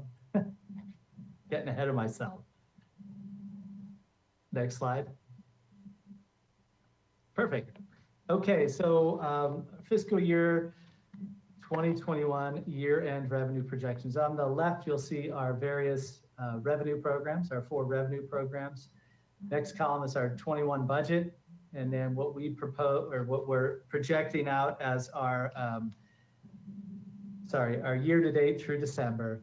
The 4th column is our fiscal year 21 projection, and a year-end variance in dollars, and then a year-end variance in percentage. So starting with big picture, we are looking at being down about 7.5% as compared to our budget. Going from top to bottom, our property management is obviously one of the most heavily impacted due to the COVID pandemic. Our restaurants and eateries have been significantly impacted. We're estimating we're going to come in a little over $1 million below what we had budgeted originally. So down about just shy of 22%. Our financial management program, that's controlled by the finance department, and they give us those figures. That is also down as well. We don't have a lot of money in cash on hand that's being invested. That coupled with very low interest rates, so we're not getting a lot of money on that. We never really have. That's not a big revenue generator for us, but every penny does count. Our parking services has also been hit very significantly by the COVID pandemic. Again, direct link with our businesses and our restaurants being shut down and then opened and shut down and modified, and through that whole process. Our parking services looking to come in just shy of $250,000 below budget. The one kind of shining star, if you will, is what I mentioned last month, is our marine management program. They are looking to come in about $330,000 above the budget, to the tune of 5%. We have had a very active slip permit transfer program through the end of the year. Through December 31st, we had 61 transfers totaling $869,000. So the boating industry and people buying in and coming in and enjoying that lifestyle is alive and well. Our yacht brokers are also seeing some of their best years ever. So in total, we're looking at coming in a little over, not just shy of $1.1 million. I should let you know, and I mention this every time I possibly can, is that does not include approximately $950,000 in deferred rents from a lot of our tenants who participated in our rent deferral program. As you're aware, that rent deferral program ended December 31st, and businesses were required to start paying their monthly rent as of January. So that adds to that overall number. But again, we are working on a program to incentivize our tenants to pay that money back. Obviously, they're obligated, but we're trying to work with them as best we can with the powers that we have to make that happen. Next slide, please. So our year-end expenditure projections for 2021. On the left, you'll see the description of the various expenditure categories. Big picture, we have made significant cuts last year at this time when COVID started. We've been continuing to make cuts and hold back on spending. And we are anticipating coming in about 10% below budget. As you can see, that's about $1.75 million below what we had originally budgeted for fiscal year 2021. A big part of that are our total salaries and benefits. We've held a number of positions open for various parts of the year, including the the harbor facilities manager, which Mr. Adair filled in December. So we had that stretch of July through December where that was an open position. We also have a harbor patrol position open, an administrative position open, and a number of hourly positions as well as facility staff. So significant cuts there. As a result, obviously our benefits also go down, the cost for benefits. Allocated costs, those are costs that we have to pay. Those are assigned to us by the finance department. Total supplies and services, we are looking at everything we can do to cut there. So we've seen we estimate a significant decrease in that. Our community, our special projects and promotions, that the majority of that money is lifeguard costs for the portion of the lifeguards that we pay for. And then working our way down, our appropriated reserves, that's money we have on hand just in case something strange comes up through the year. We don't anticipate using any of that. The 2,600 is for our fiscal agent who manages our funds as far as our bonds and other debt. So again, big picture, we've really made a lot of cuts, and we continue to do that. We anticipate coming in about $1.75 million below what we had originally budgeted. Next slide, please. And I'll let Mr. Wiltshire take over this slide and give you a little bit more information on how we reduce some of our costs.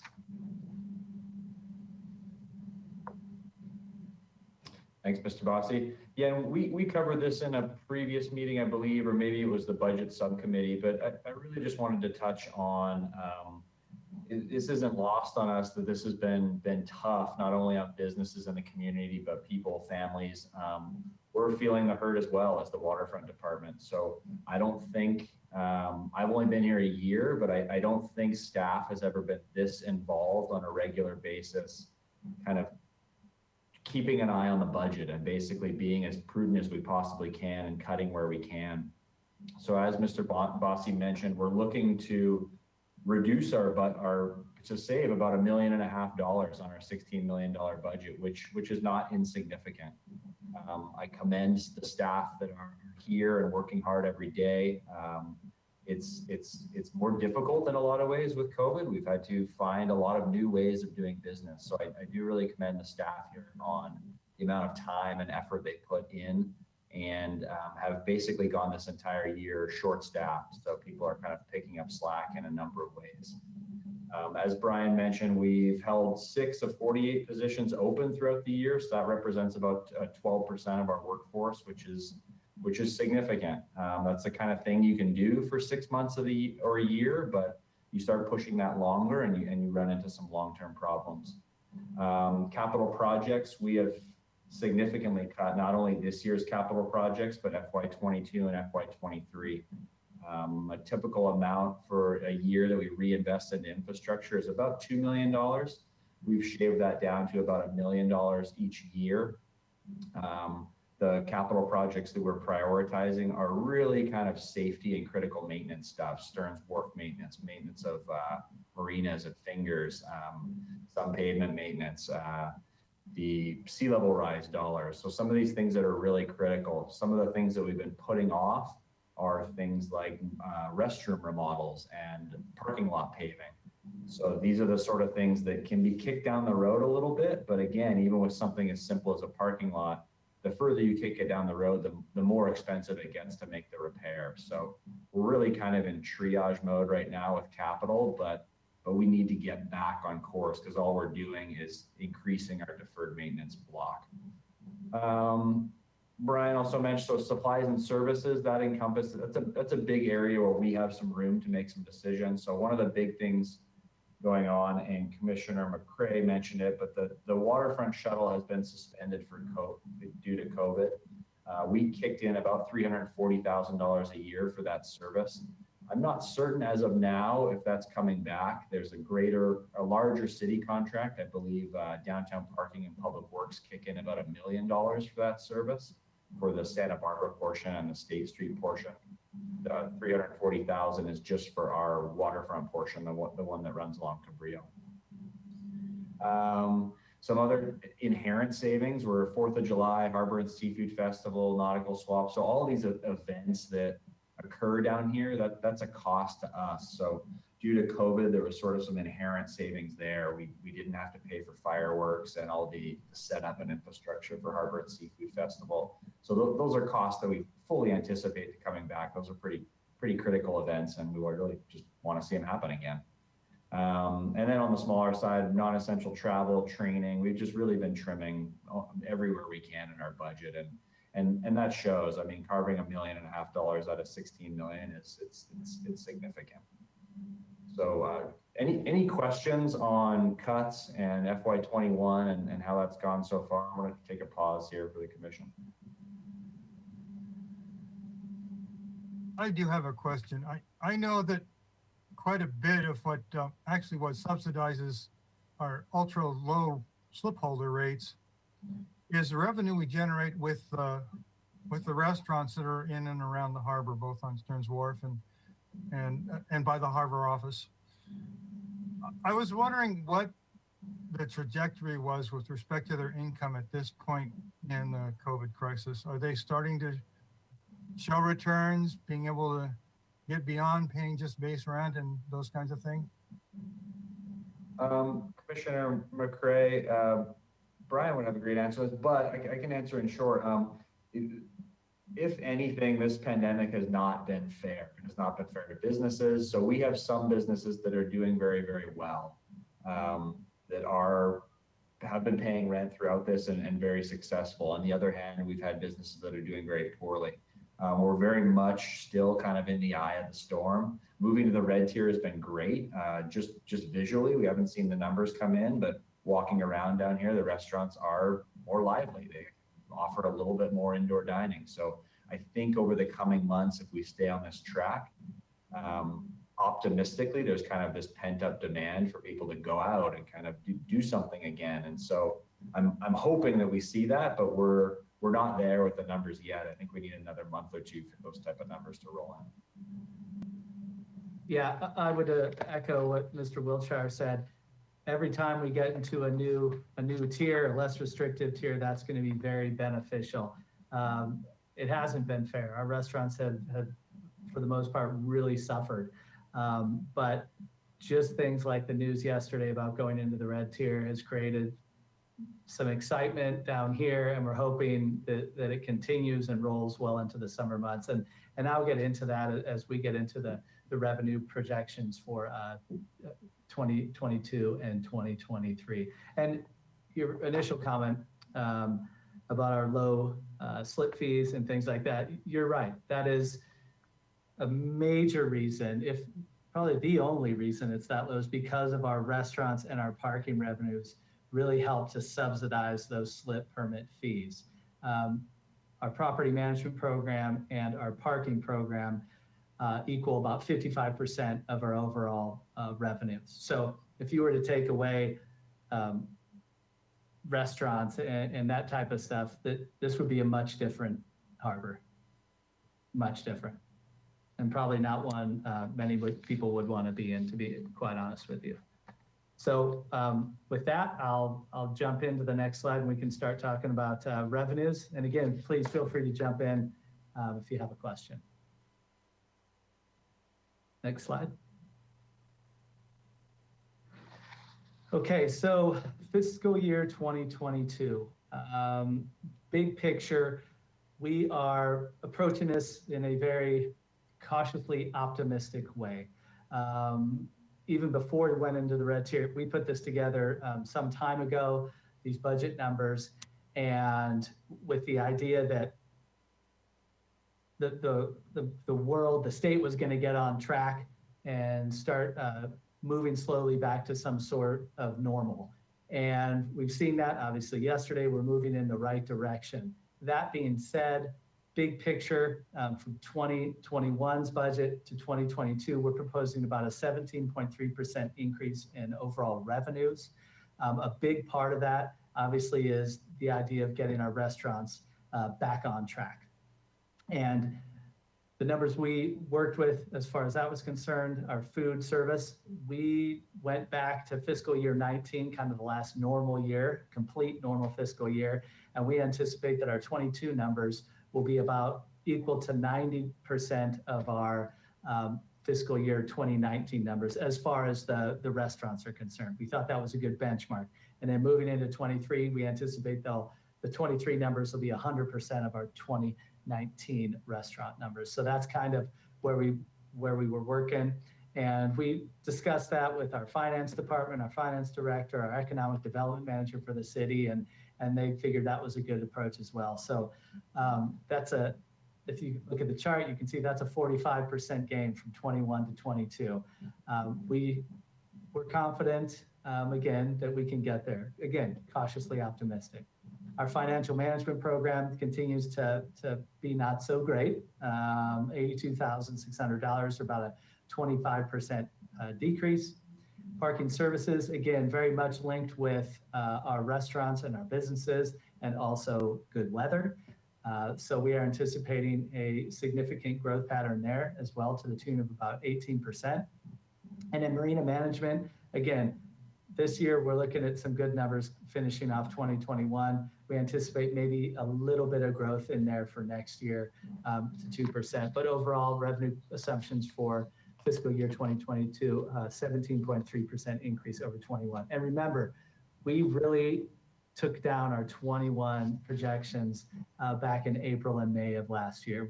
We had to completely retool our budget.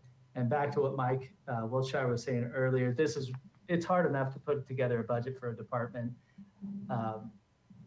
with a small team, but in a COVID year, it is even that much more difficult. We had everybody participated from the top to the bottom, and Damien Goodall has been a huge help to all of us, but not just him, all the managers and supervisors and frontline staff as well. So I want to thank them. Next slide, please. Hey, Brian. Yep. Before you Nelson. Before you leave that slide that shows the 17.3% projection, does that projection include the fees that you are asking us to approve tonight?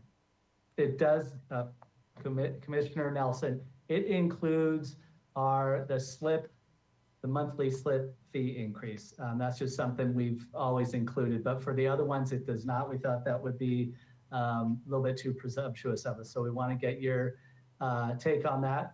We've already met with the budget subcommittee as well, but that's why we're here tonight. Just curious. Yeah, you bet. Next slide. Okay. So as far as proposed fee adjustments for fiscal year 2022, we are proposing a 3% increase in our slip rental fee. Our standard over the past at least 9 years that I have been doing this has been 2%. We are required through our various loans from the state to keep up a CPI. For a number of years, we did not do that. We kept it at 2%, and that was a comfortable place to be. We feel that we've gotten a little bit behind here, and a 3% increase is palatable, and will start to get us on the right path of where we think our slip rental fee should be. Similarly, with our liveaboard fee, a few years ago when we started the electric submetering program, we took that fee from $150 a month and put it down to $120 a month, kind of to help people, liveaboards, and others with that transition into starting to pay for their own electricity. Instead of immediately flipping that back to $150, we thought it would be appropriate to have that fall in line with the proposed slip rental fee, and that would be a 3% increase. And next is our visitor fee. So these are visiting vessels, and we propose a 50-cent per foot increase. And what that means is currently for boats visiting vessels under 70 feet, they pay $1 per foot per night. We would increase that to $1.50. For vessels that are 70 feet and above, it's currently $1.50 per foot per night. We would move that up to $2. So we think that's an appropriate fee adjustment for visiting vessels. Our visitor fees continue to come in very solid, proving that people still want to be here, even in the face of a worldwide pandemic. And just to get back to the slip around, if I want to touch on that. So obviously 3%, what does that mean? Well, currently that would mean for a 25-foot slip, that would be an increase of $7.24 per month. So it would total approximately $248.50. We do a survey of 18 marinas up and down the coast from Santa Cruz down to Oceanside, and those average $295 per month. So we're proposing $248 and they average $295. For a 40-foot slip, it would be an increase of 3% increase would be $13.20 a month increase to $453. Other marinas average at the 40-foot length, $645. So basically $200 more at other marinas. That's just the average. And then as far as a 60-foot slip is concerned, that would be an increase of $23.22 per month. And that would bring their total to just shy of $800, so $797. Other marinas in that category, $1,157. So a good $350, almost $360 difference. So it is a 3% increase, but when you compare it to other marinas up and down the coast, it continues to be significantly lower. Our boat impound fee, we are proposing a $65 increase. Now, currently, that fee is $35. That's a big increase, granted. That fee has been $35 for over 30 years. It has not changed. And it's just not enough of a deterrent to get people to do what they're supposed to do as far as paying their bills, not taking up space at the accommodation dock or over in the various marinas. So this isn't necessarily a revenue generator for us. It would generate maybe $1,000 or $2,000 a year. So it's not a revenue generator for us. This is strictly to act as a deterrent and to bring that fee to something that would dissuade people from doing the wrong thing. So that's why that is in there. Next slide, please. Our slip permittee parking permit. The slip permittee parking permit is currently $95. You get one for every slip permit. So even if there's 10 people on it, only one person gets that permit. Currently, it is $95, as I mentioned. We're proposing to move that to $125, a $30 increase. That would be the same amount, that $125, as our general permit. We started charging, the waterfront department started charging for parking back in the mid-'80s. And part of the way that the waterfront department got our slip permittees on board was to charge them a reduced rate. As you know, we've had some parking issues in the past. Many of you were involved with the recent ordinance changes back in 2019 that took effect in 2020 that significantly cleaned up the storage of vehicles and the like. It's a much different parking lot out there, but nonetheless, our slip permittee parking permit allows permittees to park in the harbor parking lot for up to 30 days at a time. The general permit is 3 days at a time, maximum in the harbor main parking lot. So just by sheer benefit alone, that slip permittee parking permit should be even higher than a general permit because the benefit is so much more. All we're asking to do is bring those two into alignment to make it $125 across the board. And lastly, as far as fee adjustments are concerned, we are proposing to terminate the harbor main parking lot validation program. Currently, there are only 2 businesses that participate in that, and they are out by the boat launch. That includes Sea Landing as well as Santa Barbara Sailing Center. It's an outdated program that what it does is for up to 12 hours, well, I should say per day, if you're out on a vessel, it takes your per day maximum from $12 and it goes to $3. That's in and of itself is okay, but we have had significant abuses of that over the years.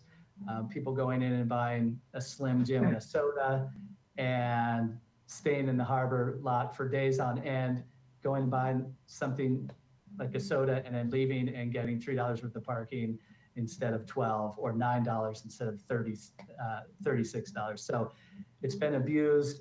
We've talked to the two tenants, and one of them just wants to get rid of it, considers it more of a problem than it's worth, and it takes responsibility off his employees as well, who are often put in an uncomfortable position when people come in and ask for validation. So we're proposing to terminate that. The revenue impact, I would imagine there's going to be a gain in revenue, but that's hard to tell exactly what that dollar figure is. It's more of it just being an outdated and abused program that we'd like to get rid of. So those are the those are the proposed fee adjustments for 2022. Next slide, please. Hey, Brian, before you leave, that slide. So you mentioned that you spoke to both of the tenants that are currently using that validation program, and you said that only one of them wanted to get rid of it. What's the other's opinion? Obviously, yeah, Commissioner Sloan, obviously, that particular owner would like to keep it. That particular business has the majority of the abuse issues, and we are not blaming their staff at all. They've been trained, but when you're put in a really awkward position, you're a young, 17, 18-year-old kid, and you get somebody coming in there and demanding something. It's easier just to give them the stamp and have them get out of the store. So we do not blame the employees. They've done their best they could. It's just not working. Is it a positive for them on the sales side? Sure. But again, if you're looking to go out even on a one-day dive trip to the islands, 11, 12 hours, that's $250 per person. That difference between $3 and $12 probably isn't going to make you not go on that trip. I can't imagine spending that much money and then having it come down to that. And so again, it's just a program that's had its day, and we believe it's time to move on.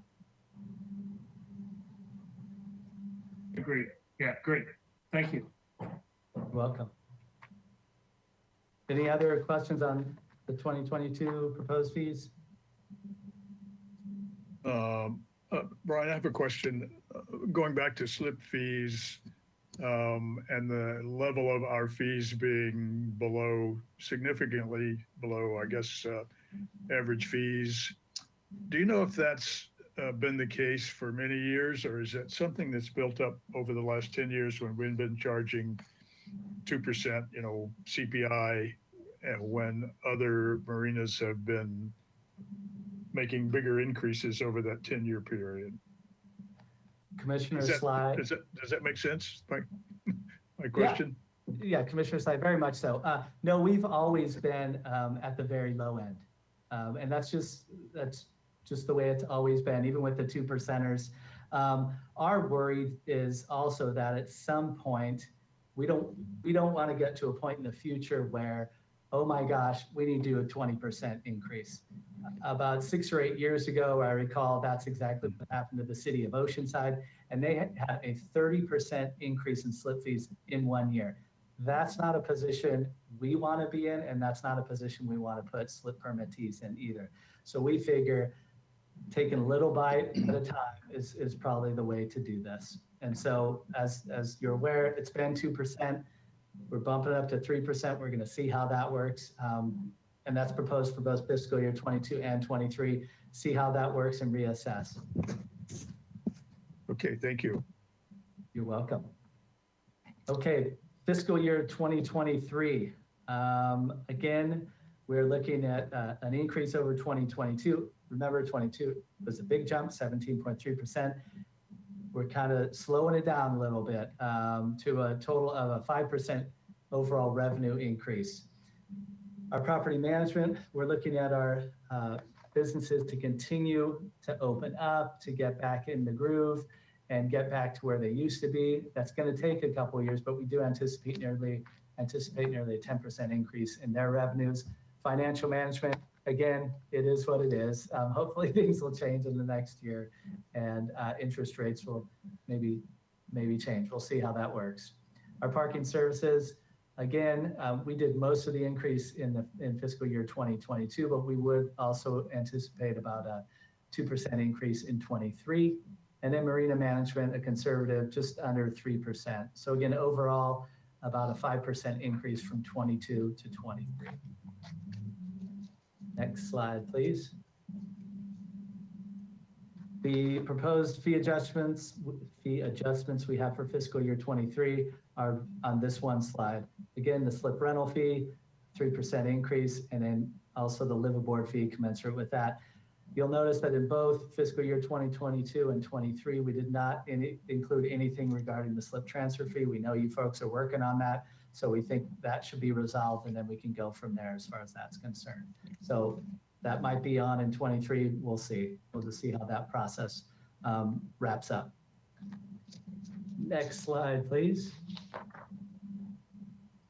Proposed expenditures for fiscal year 22 and 23. So take a deep breath. A lot of numbers on this chart. Forgive me, but I thought it'd be best if we just put it all on one chart and you can do all the comparing. So on the left, you have our various expenditure categories. You'll have our fiscal year 21 budget, our 22 budget, our 23 budget.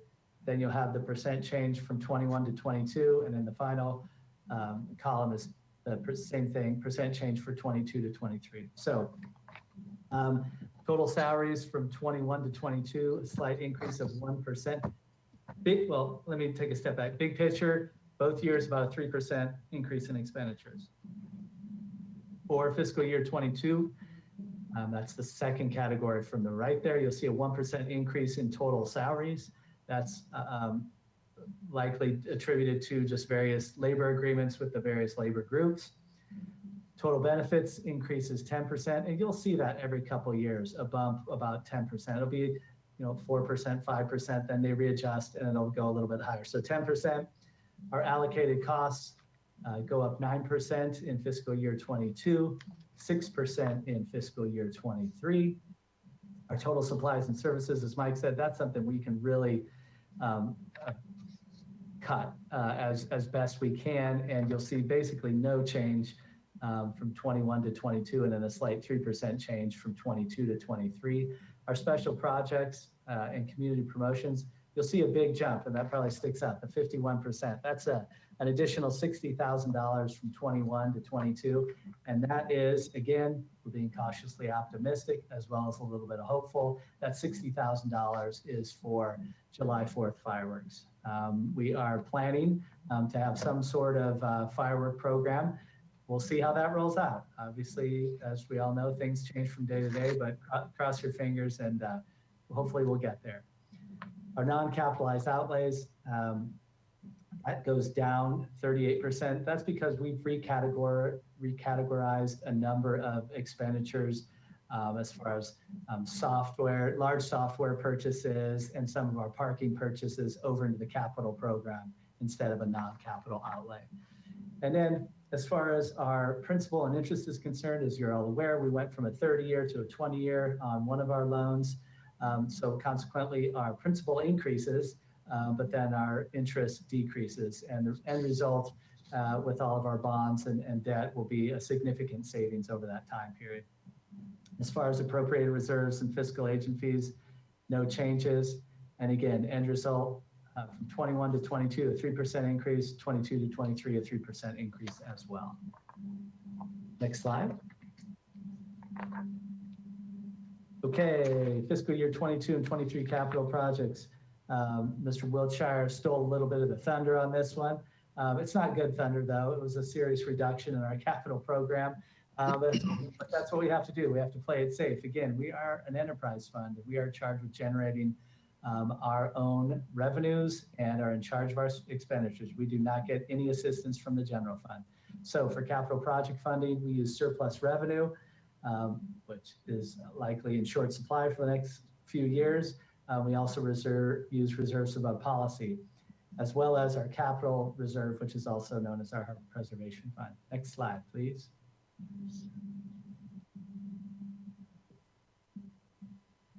So I put in red the bloodbath that was the capital program and where we ended up. Where we ended up is in black. So you can see the projects that we cut out of here. We're really focusing for the most part, on health and safety type issues, and punting a lot of these projects into future years. So our total recommended program for fiscal year 22 went from just shy of $2.5 million down to $1.4 million. We have a parking self-pay system, which was significantly higher. That's replacing old aged loop machines. You're supposed to get about 5 years out of those. We've been pushing it. We're at 7 or 8. So we need to start replacing those. We also have our marina management software program. Right now we have 2 different systems by 2 different owners. And these 2, thankfully, work together. One is on the everyday cash side and the other is on the accrual side. Marina management software is not a big industry. So it's a lot of mom and pops putting together software packages. However, over the last 5 years, we've seen a lot of bigger players get involved in this program. Our approach to this is to get all of or as much as our financial information and processes under one umbrella. And that is our charge with new marina management software in the coming fiscal years, to get that all under one umbrella and make it a whole lot more efficient for customers, slip permittees, and everybody else to access data, online payments, and be much more informed about the financial component of the waterfront. We also have $100,000 in there for our beach nourishment, the sea level rise program. The gentleman from the State Lands Commission mentioned that as well. And then we have our Stearns Wharf water line replacement at $100,000, the Stearns Wharf lift station at $250,000. Those have both been reduced. We're going to do a lot of that in-house. That's why a significant part of that reduction has come about. And then our annual marina maintenance program, where we go around, replace dock fingers, dock boxes, and things of that.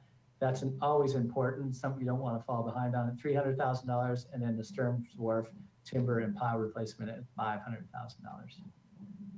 Next slide, please.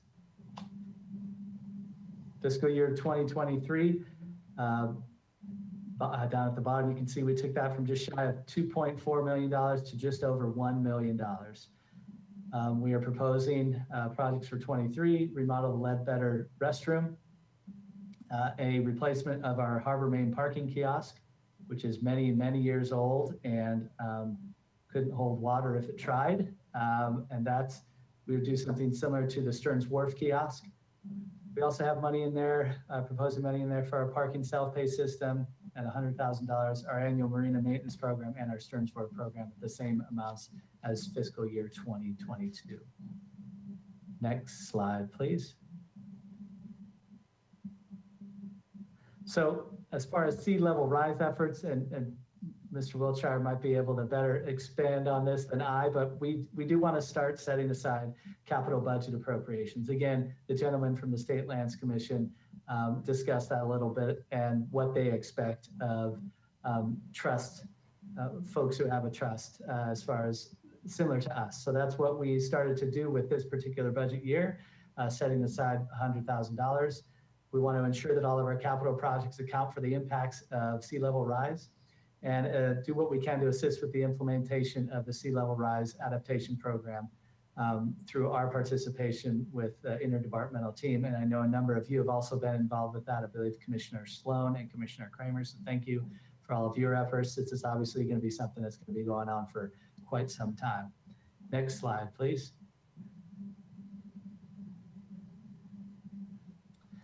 So as far as budget schedule, we met with our budget committee back in early February, and I want to thank you all for the comments. We went back and we did, I hope you noticed, maybe you didn't, but we did modify a number of those numbers. And so we want to thank you for your input. It's always good to get another number of sets of eyes on that. We had our city administrator review on the 18th. That was the same day we came to you last month and did our mid-year review. We're here today with the Harbor Commission, at the Harbor Commission, with our budget recommendation. From here, we would move to the council budget work session on May 5th, the City Finance Committee, where we will talk about just about our fees with them on the 11th of May. And then council budget adoption for the entire city budget is scheduled for the 15th of June. And with that, I'd be happy to try and answer any questions you might have.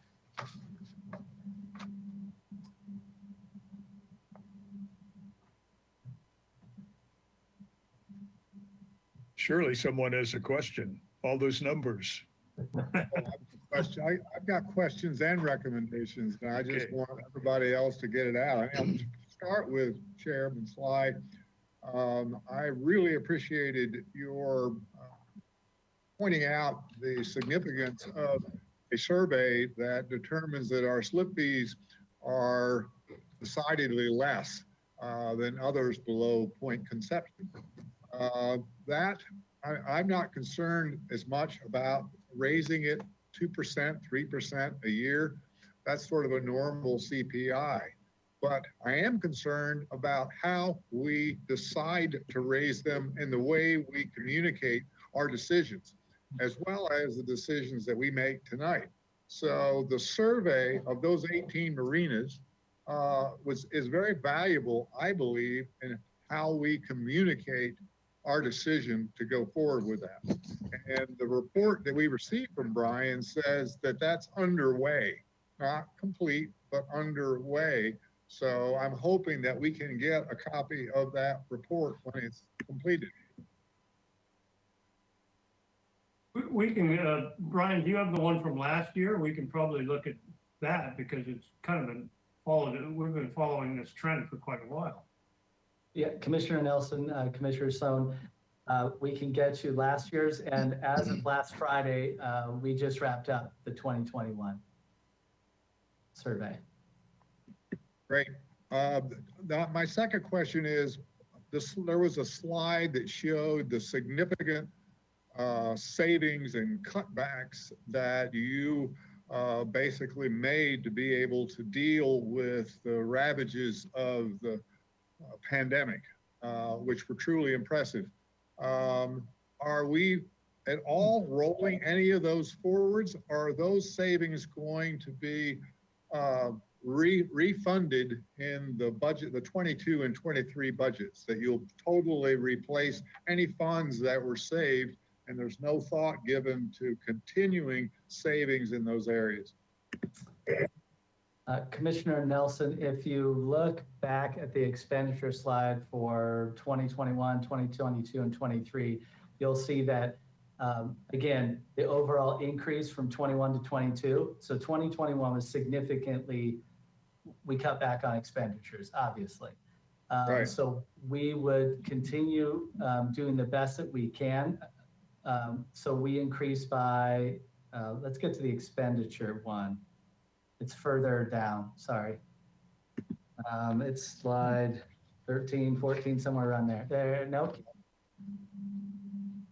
Keep going. Keep going.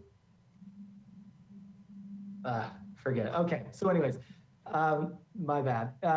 So from 21 to 22, 3% increase in expenditures. 22 to 23, another 3%. So we are taking a lot of those cuts and moving them forward. However, as Mr. Wiltshire mentioned, there's only so long we can go with staff reductions and reduce costs. So we're gonna have to get up to back, it doesn't have to be where we were, but this was a good exercise in cuts and how to do that. And so I think we've kind of established a new base, if you will, that we can move forward from. I'm totally impressed with that. I guess that's where my general comment or recommendation is, that this is not business as usual. The economic impact of this pandemic, rivals, if not exceeds, the 2008 Great Recession. And it's tough to do a budget as usual, business as usual budget. So I guess what I'm encouraging in the future, I have no problem with what you're proposing here tonight, is that we kind of look at budget and fiscal planning a different way. That we don't just look at it as last year's budget plus. Because when you do last year's budget plus, we talk about the 3% increase or the 5% overall increase, and we don't talk about the other 95% of the budget. And I believe that if this gets worse, if for some reason we don't recover and bounce back, even though everyone suggests that California is going to come back roaring and we're going to have a 6% GDP, it's possible that we won't. And we won't recover as quickly. So when that happens, you gotta have a performance-based, mission-driven budget that establishes priorities.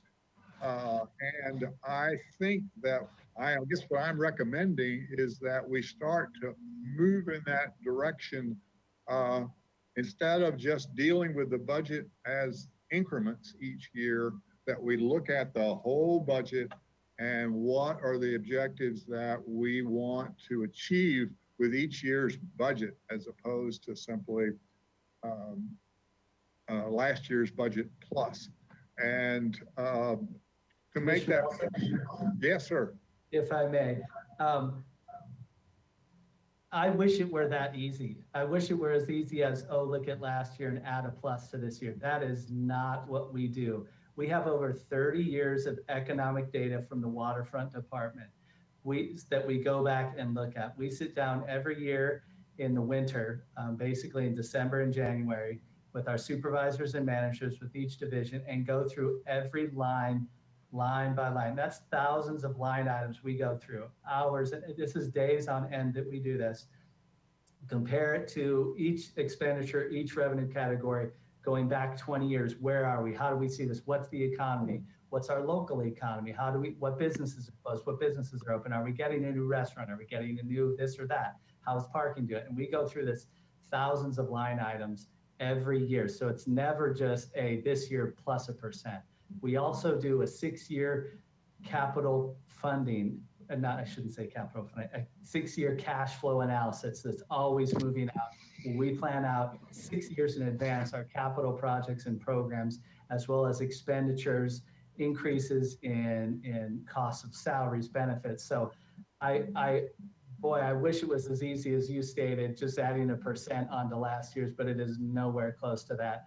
And we dig into this 365 days a year with a staff of 2 full-time accountants. So this is very detailed. So it's never that simple. But the discussion is, we are using the existing same budget categories that you've used for 20 years, and the same programs, marina management, the same programs. And what I'm trying to suggest is that I would like to see, as part of the budget presentation, the priorities for the budget. You raised and did a great job, and the commissioners have been involved in sea level rise. That's great. But in, I guess it was 19 or 20, there must have been 6 or 7 meetings of the Harbor Commission where you talked about the local coastal plan update. And so, but I never see anything about the local coastal plan update. So part of me says, how are we are the big player on the waterfront for the city. What are we doing to implement the local coastal plan update? I know what we're doing to implement and use our budget to accomplish sea level rise and participate in its recommendations, but that's just an example. And then there is the Harbor Master Plan. The Harbor Master Plan was done in '92. Do you use the Harbor Master Plan to put together the budget? I guess that's what I'm trying to say is, where is our strategic plan and what we want to accomplish for the waterfront? And does it include legislative enactments, programs, laws, and that sort of thing? So if we ever have to cut, that we know what comes first and what comes second. So so the Harbor Master Plan, does that still have value? The Harbor Master Plan was superseded by the local coastal program. So it is not an active document. Do we use it as reference? Sure. It's an important historical document that we do use for reference, but the policies, that whole process to the new local coastal program was taking the Harbor Master Plan and what was left or what was viable and moving that into the local coastal program. Mike, you want to respond to that? Well, not to belabor, we're getting pretty late here, but I just want to say that a large portion of this is an operating budget. Sometimes the best way to determine an operating budget is to look at previous years. So as Brian mentioned, there's a lot that goes into this. Really, the biggest area we have where we can prioritize is capital projects. And I can assure you, we do that on a yearly basis. We cut based on priorities. Our priorities in lean times are major maintenance, basically taking care of what we have and not building new stuff. And so that kind of shines through. I think what I'm getting that you're saying is you want to have more discussions about how we follow the local coastal plan. But local coastal plan is really a guiding document, and we adhere to that with all of our operations and decisions. It comes out when we assign new leases. It comes out in everything we do. So this is a document that we kind of live by and follow. I'm using the local coastal plan. I am talking about including the local coastal plan, but I'm also talking about a strategic plan. There's not an organization, nonprofits, small or large, that can submit and get a grant if it doesn't submit a strategic plan, a mission statement, and have some indication of where it's going with its program. What are you going to do with the money? I'm talking about that sort of exercise that has the outcomes that we hope to achieve. There's also the new zoning ordinance that's popped up. So the new zone ordinance has issues about the harbor commercial zone. And the Planning Commission has spotted once before that there ought to be a strategic integration between what happens in downtown and what happens on the waterfront. I just think it needs to be more outcome driven and mission driven than it presently is. And I'm not saying that to be critical. I'm saying that to encourage us to perhaps look at budgeting a little different way. That's all. Okay, well, and Commissioner Stone, I'll just hop in. So the city and the waterfront has a process for budgeting that's very, very ingrained. It's very involved. And so let's just move on from this. And if you want to take this offline and we can talk about a whole new way to budget for the waterfront, I'm happy to entertain those conversations, but I don't think they're appropriate right now.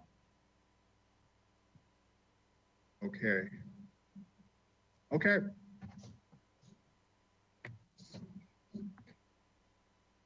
Okay, I just wanted to say thank you, Brian, for all the hard work. I know that there's a lot of work that goes into this for you and the entire staff. So I want to commend you on all of the work, especially in this very tough year and a lot of moving targets and everything. And I just wanted to reiterate something that you had said as part of your presentation. And I just want to emphasize it is that we have not put any slip transfer fee adjustments in here at all. And this is the first year in many years that I can remember where we have not done that. I know that we have a subcommittee that is addressing this, and I just appreciate that we didn't try and address that in this budget until we kind of finished that work. So I just wanted to emphasize that. Thank you for doing that. So, thank you. Team effort. Thank you very much. Yeah, hey, Brian, I also wanted to sort of chime in on Jim's comment and reflect a little bit on Commissioner Nelson's. I mean, I understand what he's saying, right? I mean, in business, that's what we talk about. I mean, I've cost reduced $100 million budgets for MetLife, right? And we use pretty complex processes and software to do it. But the nimbleness with which you made these changes by identifying targets and doing it in process, I think is pretty impressive. And, we shouldn't be misled by this distillation of these line items. There's a lot of work that goes into every single line item. So I appreciate that. But at the same time, I support Commissioner Nelson's hearken towards maybe a little bit of strategic messaging, right? I guess for lack of a better term. But you've done an extremely nimble job, and I'm just comparing that to complex private enterprise projects that I've personally been involved in. So I'm pretty impressed. Thank you very much. And I'm not, again, this is an interesting organization where my role here is to make suggestions and to offer ideas that pop into my head. And when I do that, I do not mean that to suggest that what we're doing now is wrong. I support this budget. I think that a 3 to 5% increase is great. I just think there may be a way to make it a better budget. That's all. It sounds like it sounds like we're hemmed in a little bit by city processes, but maybe there is a way to do a more long-range strategic outlook at some point in the future that we can discuss. All I'm asking. Yeah, so maybe to move this along, I'd like to make a recommendation that we accept these changes and forward it to council. I second it. Do we have any discussion on the motion? Ms. Rodriguez, would you take a roll call vote? Oh, I'm sorry. Just make a quick comment. Yeah, it's just Okay. regarding some of these issues, like the slip changes or the slip fee changes. Yeah, I notified Director Wiltshire and Chair Sly regarding this, but as a current slip holder and a liveaboard permit holder, these issues for me just present a conflict of interest. So I'm just gonna have to recuse myself and basically abstain from those. And basically, yeah, I just want to make that noted. So I think I have to just officially kind of turn my camera off here to recuse myself, and then my vote can be considered abstain. Is that acceptable by everyone? Great, thanks. Okay, thank you, Adam, for that. Before we vote as well, there is one person who has their hand raised to do public comment. Can we do that Okay. first, please? Okay, very good, thanks. Jamie Diamond, it's your turn to speak. I'm going to unmute you and you may begin. Good evening. Can you hear me? Yes. Okay. Hi. Good evening. My name is Jamie Diamond. I'm owner at Stardust Sport Fishing over at Sea Landing. I apologize. I came in late. I usually look at the agendas well in advance, and it's been busy. I noticed that you are looking for specifically item 7I to terminate the Harbor Main parking validation program. I can tell you now that would have a direct negative impact to quite a few businesses, specifically and especially the sailing center and all the businesses at Sea Landing. Now, maybe I missed that part of the discussion. Like I said, I popped in on this late, but this is very concerning that this is coming up so suddenly and seemingly without any communication to the businesses that this affects. I know for our boats and our operations, our passengers rely on the validation program. Now, I don't know if maybe an increased validation, that would be fine. Like if it's, not $3 is an amazing deal. But most of the landing and harbor parking lots up and down the coast that I've been to either have free parking or there is a validation program if it is paid. So I'm extremely concerned at the idea of terminating the program.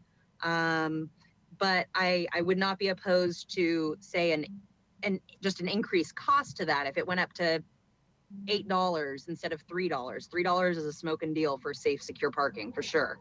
But to remove the validation program would really be detrimental. We have people coming and paying a lot of money that does go back into the harbor itself through our businesses. And it's very concerning that this is on the table right now.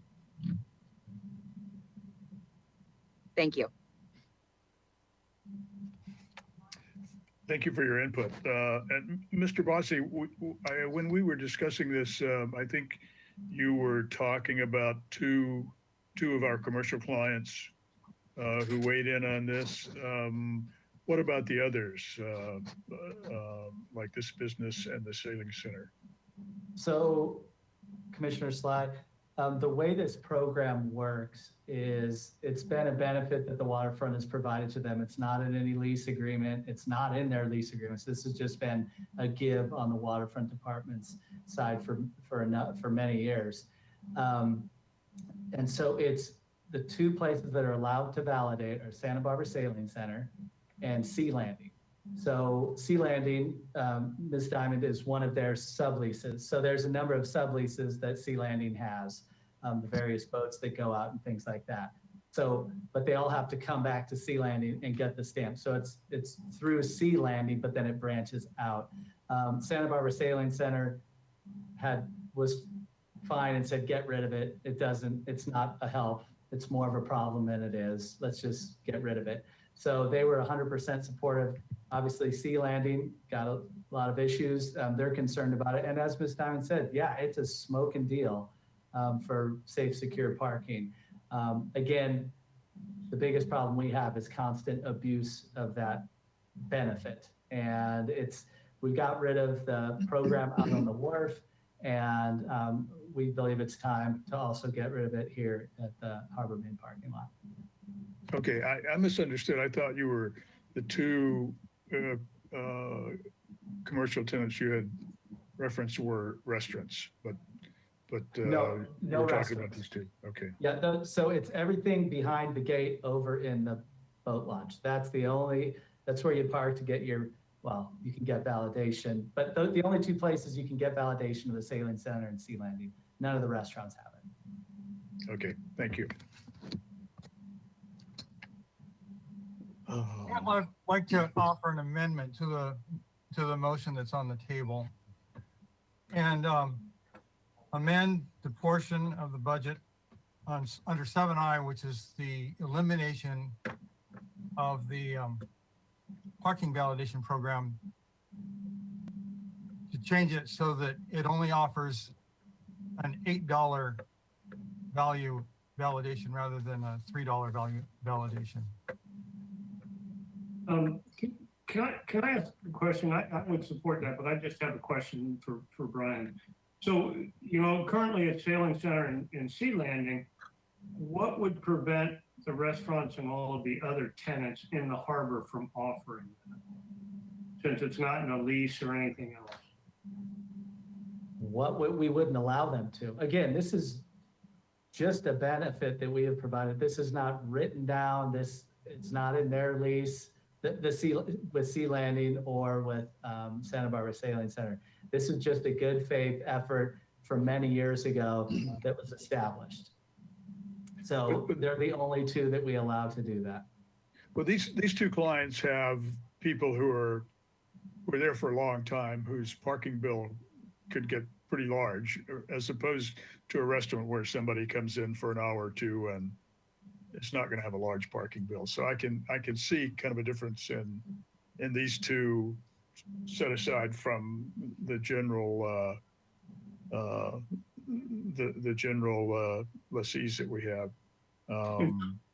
Yeah, that's a good point, Lang. So if we were to raise it to 8, would it be cheaper for most of the guests that visit these places to just pay the hourly rate, or would $8 actually be a benefit to a majority of the clients of these two businesses? Commissioner Sloan, it all depends on how long they stay. If they're here, keep in mind, parking is $2 an hour. If they're here for 2 hours, they still have to pay $4, right?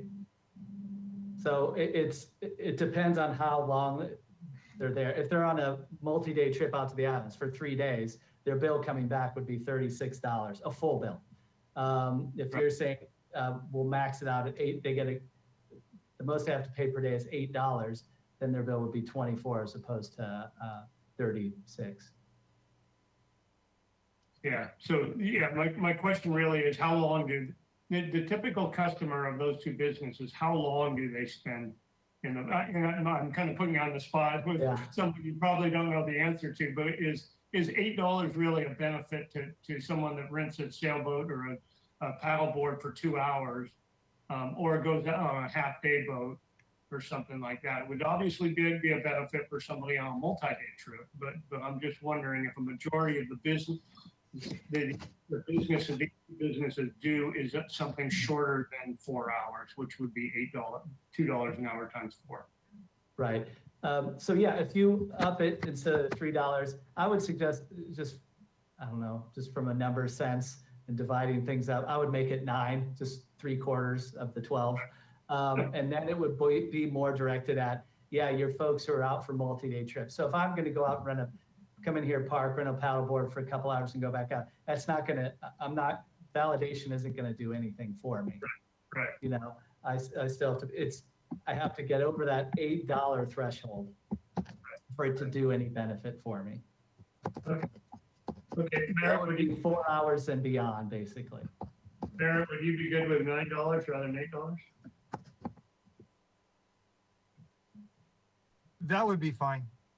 If it makes it easier as far as the bookkeeping and keeping track and incentives, that sounds fine. It really sounds like the issue is about abuse more than anything else. It's really not about whether or not the clients that go out for an all-day journey on a boat end up getting a little bit of a discount. Yeah, and hopefully that will help address the abuse issue a little bit. Someone that comes in and just wants a little discount on a 2-hour parking. So you know, I guess I would support that change to it and second it or make a recommendation, wherever we're at procedurally. Okay, so we have a, I'd like to withdraw my amendment at $8 and then replace it with an amendment to 9, and then if I have a second, we can continue. Yeah, I'd second that. okay, yeah. And any other comment on that before we vote on the amendment? I would oppose the amendment for whatever it's worth. I mean, it seems to me that people going out for a boat, I mean, it seems pretty silly, this, and it should be as similar charge for parking for everyone. People shouldn't get special breaks. Yeah, that's actually a good point, because what's the difference? Now we're talking $9 to $12. I mean, you know, we're not talking, we're talking less than probably about the price of a Slim Jim. I don't know. Not about a Slim Jim a long time, but I mean, we're really starting to split hairs, and then you get the administrative costs and everything else. And so, Exactly. maybe I'm rethinking it. Okay, so Commissioner Sloan, are you withdrawing your second for the amendment? Yeah, I think I am, just based on the practicality of it all. Okay, so we still have a motion for an amendment on the floor.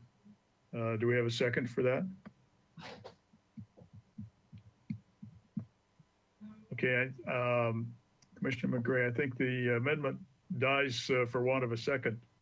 So unless we have any further discussion, let's take a voice vote on the main amendment, which is Commissioner Sloan's, the main motion, sorry, Commissioner Sloan's recommendation that we approve this or pass it on to the City Council for approval.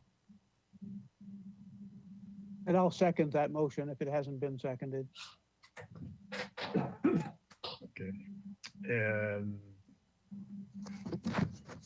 Ms. Rodriguez, now a voice vote, please. Yes, of course. Commissioner Kramer, Yes. Commissioner McCray, Yes. Commissioner Nelson, Yes. Commissioner Sloan, Yes. Commissioner Stanowicz has recused himself, Commissioner Stedman, Yes. and Chair Sly. Yes. Okay, that is Okay. unanimous with one recusal. Okay, thank you. Thank you, everybody, for your input, for myself, but also all the staff who's worked on this. I really appreciate it, and appreciate your recommendations and insights. Thank you. Yeah, and Yeah, good Mr. job. Mr. Bossy, I'd like to add my appreciation to the others who've lauded your work. Job well And done. I'm adding all- mine all- also. all the other people who worked with you. Thank you. Thank you. Yep, team effort. Thank you all. Thank you. Okay, we're down to item 8, which is a request to host a lottery for the issue of unassigned 20-foot slip permits. I don't know whose bailiwick that is. Good evening, Chair Sly, Commissioners. That would be mine. I'm back, and we'll get through this as quick as we can. So I'm here today on the behalf of the waterfront staff, and I'm coming to you requesting permission to hold a lottery for a 20-foot slip. Next slide, please.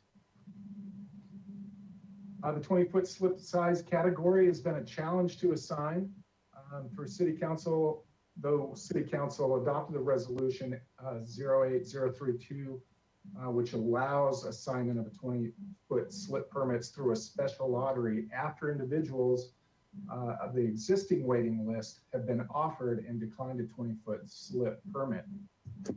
In this slide, the 20-foot slips are outlined in the yellow circle. Next slide, please.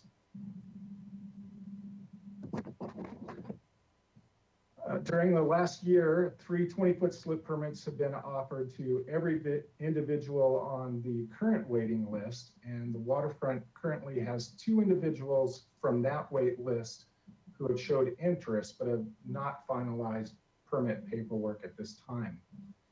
So at least 1 20-foot slip would be available out of the 3, but as many as 3.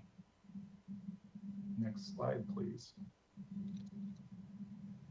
The vessel minimum length would be 16 feet with a maximum overall length of 22 feet. That's tip to tip. The vessels may be recreational or commercial vessels, but not eligible for the commercial fishing program slip fee reduction.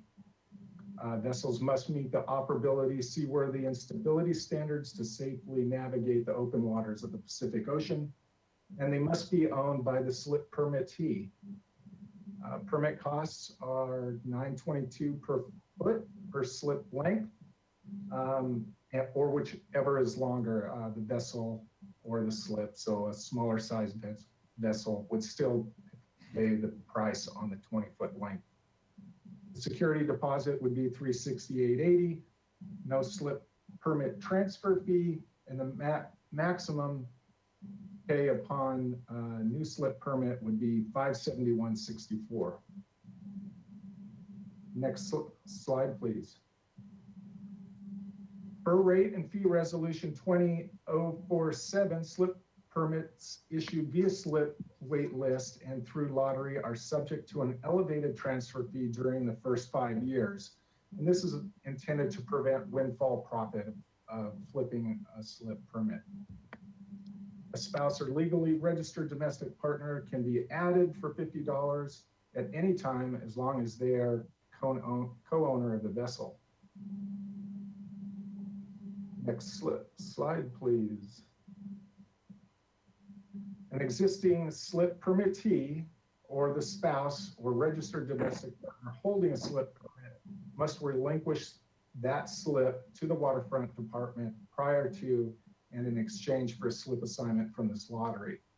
Not more than 1 application will be accepted from an individual or family. Next slide, please. So the applications would be accepted from 8 a.m.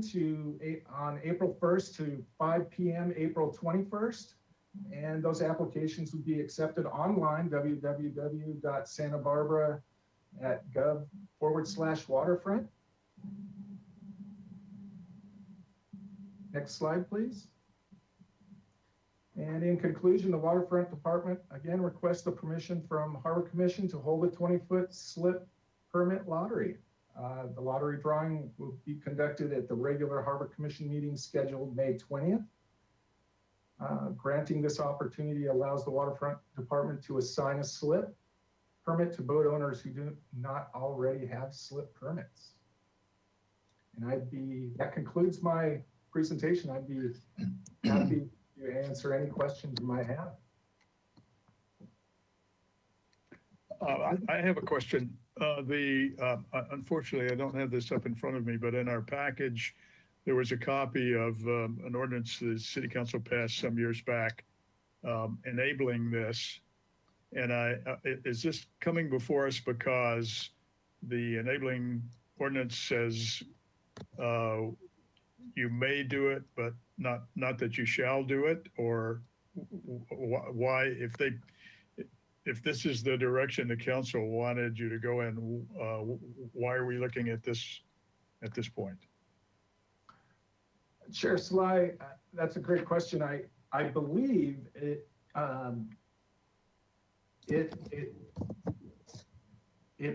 presents a fair and transparent method of assigning slips that rarely come available by lottery. This doesn't allow somebody to come, a slip to come available by word of mouth. They find out that a slip's available, come up to the department and say, hey, I want to rent that slip month to month.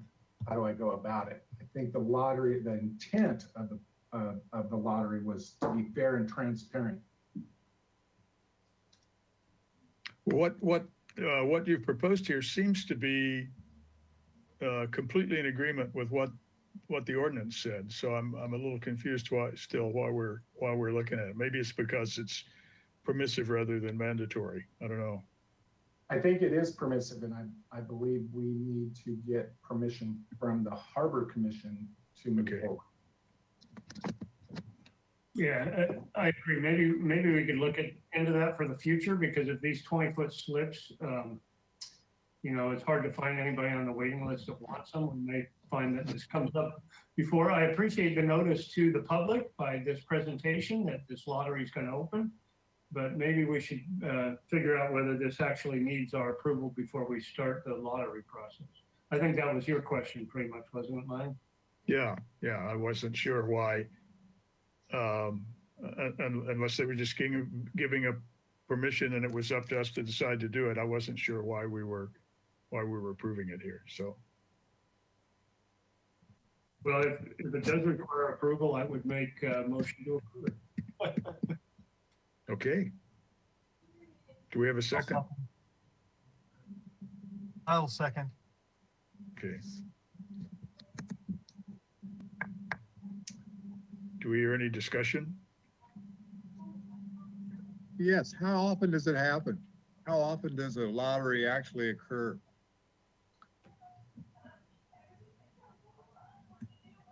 Commissioner Nelson, that's another good question. Not very often. It's not often that this happens. Yeah, I can't remember the last time it happened. As a matter of fact, if you look at that slide, I believe Director Wilshire has been polishing that because he knows that it hasn't happened probably in the last 15 years. Yeah, that's what I thought.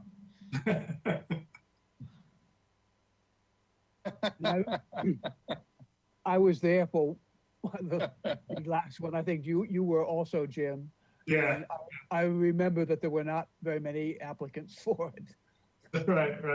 Yeah, I think I remember something in the past too, but I couldn't give you a date or even a year. So. Yeah, I got either. Okay.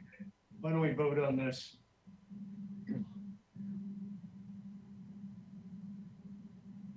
I think you're muted, Lang. I'm in trouble with that tonight. Sorry. Ms. Rodriguez, would you do a voice vote, please? Yes, of course. Commissioner McCray, Aye. Commissioner Nelson, Aye. Commissioner Sloan, Aye. Commissioner Stanowik, Aye. Commissioner Stedman, Aye. Commissioner Kramer, Aye. Chair Sly. Aye. All right, that's unanimous. Okay, thank you. Subcommittee reports. Sure, I'll go first. I think everybody kind of has a debrief on the proceedings of the, transfer fee subcommittee, slip assignment subcommittee. Because we had our guest read, from the Lands Commission tonight and some discussion after that. So there aren't any other issues that were not discussed in tonight's full Harbor Commission meeting that we haven't addressed up to date in the slip assignment subcommittee. So unless my two colleagues feel differently about that, I think we pretty much touched on most of the hot topics. We have a meeting upcoming, I think, again in April, but we haven't finalized that yet, Chairman Sly. So, Yeah. but it is, just to make a final point, I mean, it is very active setting when we conduct these meetings on both sides. That is the public, you know, and the subcommittee members, and of course, you know, Mr. Wilshire and staff. These are well attended meetings, and it's a tough issue, you know, and I hope that we reach a resolution soon. Yeah, I would agree with that. I think, you know, just to remind everybody, we started with the possessory tax issue, and we had a meeting on that. We talked about the inheritance issue. We had a meeting on that. And this last meeting was on the slip transfer fee issue, and we're kind of right in the middle of it. We're kind of, you know, trying to wrestle with what is the best way to do it. So we don't have any recommendations. We're kind of right in the middle of the process right now. Yeah, no recommendations yet. So maybe a couple more meetings before you maybe get to a conclusion. Yes. No. Yes. Okay, thank you. And I guess any of the budgetary things we've already heard. I don't know if that committee has met since our last meeting, but do we have any other committees that have met since the last meeting? I guess not.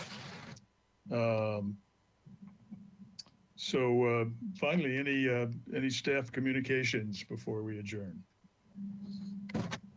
You know, it's pretty late. Even if I did, I'd probably hold it till next round. So. Well, we're just getting warmed up. Oh. No, nothing pressing at this point. I'll hand it back to you guys. Okay. Any other business anyone would like to bring up before we adjourn? And hearing nothing. Mr. Nelson, was that you? Nope.